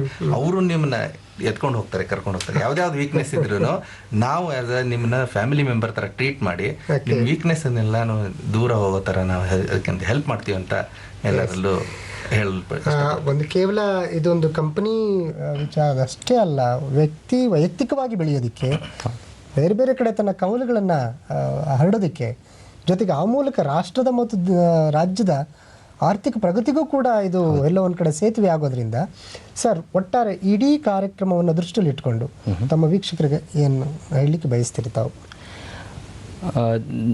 ರಾಷ್ಟ್ರದ ಒಂದು ಎಕನಾಮಿಕ್ ಡೆವಲಪ್ಮೆಂಟ್ ಬಗ್ಗೆ ನಾವು ಇವತ್ತು ಏನು ಮಾತಾಡ್ತಾ ಇದ್ದೀವಿ, ಆ economic development and economic prosperity ಏನಿದೆ, ಆ ಎಕನಾಮಿಕ್ ಪ್ರಾಸ್ಪರಿಟಿಯನ್ನು ಅಚೀವ್ ಮಾಡೋದಕ್ಕೆ ಈ ಕೋರ್ಸು ಕೊಡ್ತಾ ಇರೋಂಥ ಕಾರಣಕ್ಕೆ ಅತ್ಯಂತ ಅನನ್ಯವಾಗಿರುವಂಥದ್ದು. ಇಂಥದ್ದು ಒಂದು ಕೋರ್ಸಿಗೆ ನೀವು ಸೇರ್ಕೊಳ್ಳೋದ್ರಲ್ಲಿ ತುಂಬ ಅರ್ಥ ಇದೆ. ಆಮೇಲೆ ಈ ಕೋರ್ಸಲ್ಲಿ ಬೆಳೆಯೋದ್ರಲ್ಲಿ ತುಂಬ ಅವಕಾಶಗಳಿದೆ, ವಿಪುಲವಾದ ಅವಕಾಶಗಳಿದೆ. ಅದಕ್ಕೆ ಬೇಕಾದಂಥ ಟ್ರೈನಿಂಗ್ ಇದೆ. ಈ ರೀತಿ ಎಲ್ಲ ಇರೋದ್ರಿಂದ to become a part of main stream of the country, main stream of the guys, people who are working for the economic growth and prosperity of the country, ಈ ಮೇನ್ ಸ್ಟ್ರೀಮ್ಗೆ ನೀವು ಸೇರ್ಕೊಳ್ಳಿ. ಇದಕ್ಕೆ ಬೇಕಾಗಿರುವಂಥ ಎಲ್ಲ ರೀತಿಯ ಸಹಾಯವನ್ನು ನಾವು ಕೊಡ್ತೀವಿ, ಬೆಂಗಳೂರು ಚಾಪ್ಟರಿಂದ ಕೊಡ್ತೀವಿ ಮತ್ತು ಬೇರೆ ಬೇರೆ ಚಾಪ್ಟರ್ಗಳಿಂದ ಕೊಡ್ತೀವಿ. ಮೇನ್ ಸ್ಟ್ರೀಮಿಗೆ ಬನ್ನಿ, ಎಕನಾಮಿಕ್ ಗ್ರೋತ್ಗೆ ನೀವು ಕಾಂಟ್ರಿಬ್ಯೂಟ್ ಮಾಡಿ ಅನ್ನೋದು ನಮ್ಮ ಕೋರಿಕೆ. ಇದಲ್ಲದೆ ಇದೊಂದು ಸ್ವಲ್ಪ ಯಾಕೋ ನಮ್ಮ ಸಿಟಿ ಓರಿಯೆಂಟೆಡ್ ಅನ್ನೋ ಭಾವನೆ ಬರ್ಬೋದು. ಹಳ್ಳಿಗರು ಇದನ್ನೆಲ್ಲ ಮಾಡೋಕ್ಕಾಗತ್ತೇನಪ್ಪ ಅನ್ನುವಂಥ ಕೀಳರಿಮೆನೂ ಕೂಡ ಇರ್ಬೋದು. ಈ ಕೀಳರಿಮೆಯನ್ನು ಹೊಡೆದು ಹೊರಗಡೆ ಬನ್ನಿ ಅನ್ನೋದಕ್ಕೆ ತಮ್ಮ ಇದರಲ್ಲಿ ಯಾವುದೇ ರೀತಿ ಸಮಸ್ಯೆಗಳನ್ನು ನೀವು ಮನಸ್ಸಲ್ಲಿ ಇಟ್ಕೋಬೇಡಿ. ಎಷ್ಟು ನಾನು ಹಳ್ಳಿಯಿಂದ ಬಂದಿರುವಂಥವನು, ಕನ್ನಡ ಮೀಡಿಯಮಿಂದಲೇ ಬಂದಿರುವಂಥವನು. ನಮ್ಮಲ್ಲಿ ನೂರಾರು ಜನ ಇದ್ದಾರೆ, ಸಾವಿರಾರು ಜನ ಇದ್ದಾರೆ ಬೆಂಗಳೂರಿನಲ್ಲಿ ಇವತ್ತು ಈ ಕನ್ನಡ ಮೀಡಿಯಮಿಂದ ಹಳ್ಳಿಗಳಿಂದ ಬಂದು ಇದರಲ್ಲಿ ನೆಲೆ ನಿಂತು ತುಂಬ ಎತ್ತರಕ್ಕೆ ಹೋಗಿರುವಂಥ ಜನಗಳು ತುಂಬ ಇದ್ದಾರೆ. ಒಂದ್ಸರಿ ನೀವು ಅವ್ರ ಜೊತೆಗೆ ಬಂದು ಸೇರಿದ್ರೆ ನಿಮ್ಗೆ ಗೊತ್ತಾಗ್ಬಿಡುತ್ತೆ ಇದು ಅಸಂಭವ ಅಲ್ಲ, ಇದು ಭಾಳ ಸುಲಭ ಅಂತ ಗೊತ್ತಾಗುತ್ತೆ. ಬೇಕಾಗಿರೋದು ಶ್ರದ್ಧೆ, ನಿಷ್ಠೆ ಅಷ್ಟೇ. ಅದು ಎರಡಿದ್ದರೆ ನೀವು ಎಲ್ಲಿವರೆಗೆ ಬೇಕಾದರೂ ಹೋಗ್ಬೋದು, ಎಷ್ಟು ಎತ್ತರಕ್ಕೆ ಬೇಕಾದ್ರೂ ಏರ್ಬೋದು. ಅದಕ್ಕೆ ಇದು ರಹದಾರಿ, CS ಕೋರ್ಸ್ ಒಂದು ರಹದಾರಿ. ಖಂಡಿತ ಆ ಥರದ ರಹದಾರಿಗೆ ನೀವು ಬನ್ನಿ, ನಮ್ಮ ಜೊತೆ ಕೈ ಜೋಡಿಸೋದ್ರ ಮೂಲಕ ನೀವು ಬೇರೊಬ್ಬರ ಕೈ ಹಿಡಿಯೋದಕ್ಕೆ ಸಾಧ್ಯ ಆಗುತ್ತೆ. ಖಂಡಿತ. ಹಾಗಾಗಿ ಇದಕ್ಕಿರ್ತಕ್ಕಂಥ ಸಾಕಷ್ಟು ಗೊಂದಲಗಳನ್ನು ನಿವಾರಣೆ ಮಾಡ್ತಕ್ಕಂಥ ಕೆಲಸವನ್ನು ಶ್ರೀಯುತ ದತ್ತಾತ್ರೇಯ ಅವರು ಮತ್ತು ಪ್ರದೀಪ್ ಕುಲಕರ್ಣಿ ಅವರು ಮಾಡಿದ್ದಾರೆ. ಪ್ರಿಯ ವೀಕ್ಷಕರೇ, ಇದು ICSIನ ಪ್ರಾಯೋಜಿತ ಕಾರ್ಯಕ್ರಮ. ಈ ಕಾರ್ಯಕ್ರಮದಲ್ಲಿ ICSನ ಬೆಂಗಳೂರು ಚಾಪ್ಟರ್ನ ಅಧ್ಯಕ್ಷರು ಮತ್ತು ಮ್ಯಾನೇಜಿಂಗ್ ಕಮಿಟಿ ಸದಸ್ಯರು ಇಬ್ಬರೂ ಬಂದು ಬಹಳ ಅತ್ಯುತ್ತಮವಾದಂಥ ಸಲಹೆಗಳನ್ನು, ಮಾಹಿತಿಗಳನ್ನು ಕೊಟ್ಟಿದ್ದಾರೆ. ಅದಕ್ಕಾಗಿ ವಾಹಿನಿ ಮತ್ತು ವೀಕ್ಷಕರ ಪರವಾಗಿ ಅವರಿಗೆ ಹಾಗೂ ಕಾರ್ಯಕ್ರಮವನ್ನು ನೋಡಿದಂಥ, ಕಾರ್ಯಕ್ರಮ ನೋಡಿ ಪ್ರಶ್ನೆ ಕೇಳಿದಂಥ ಎಲ್ಲ ವೀಕ್ಷಕರಿಗೆ ಒಟ್ಟಾರೆ ನಾನು ಧನ್ಯವಾದಗಳನ್ನು ಹೇಳ್ತಾ ಈ ಸಂಚಿಕೆಯನ್ನು ಮುಕ್ತಾಯ ಮಾಡ್ತಿದ್ದೇವೆ. ನಮಸ್ಕಾರ. ನಮಸ್ಕಾರ.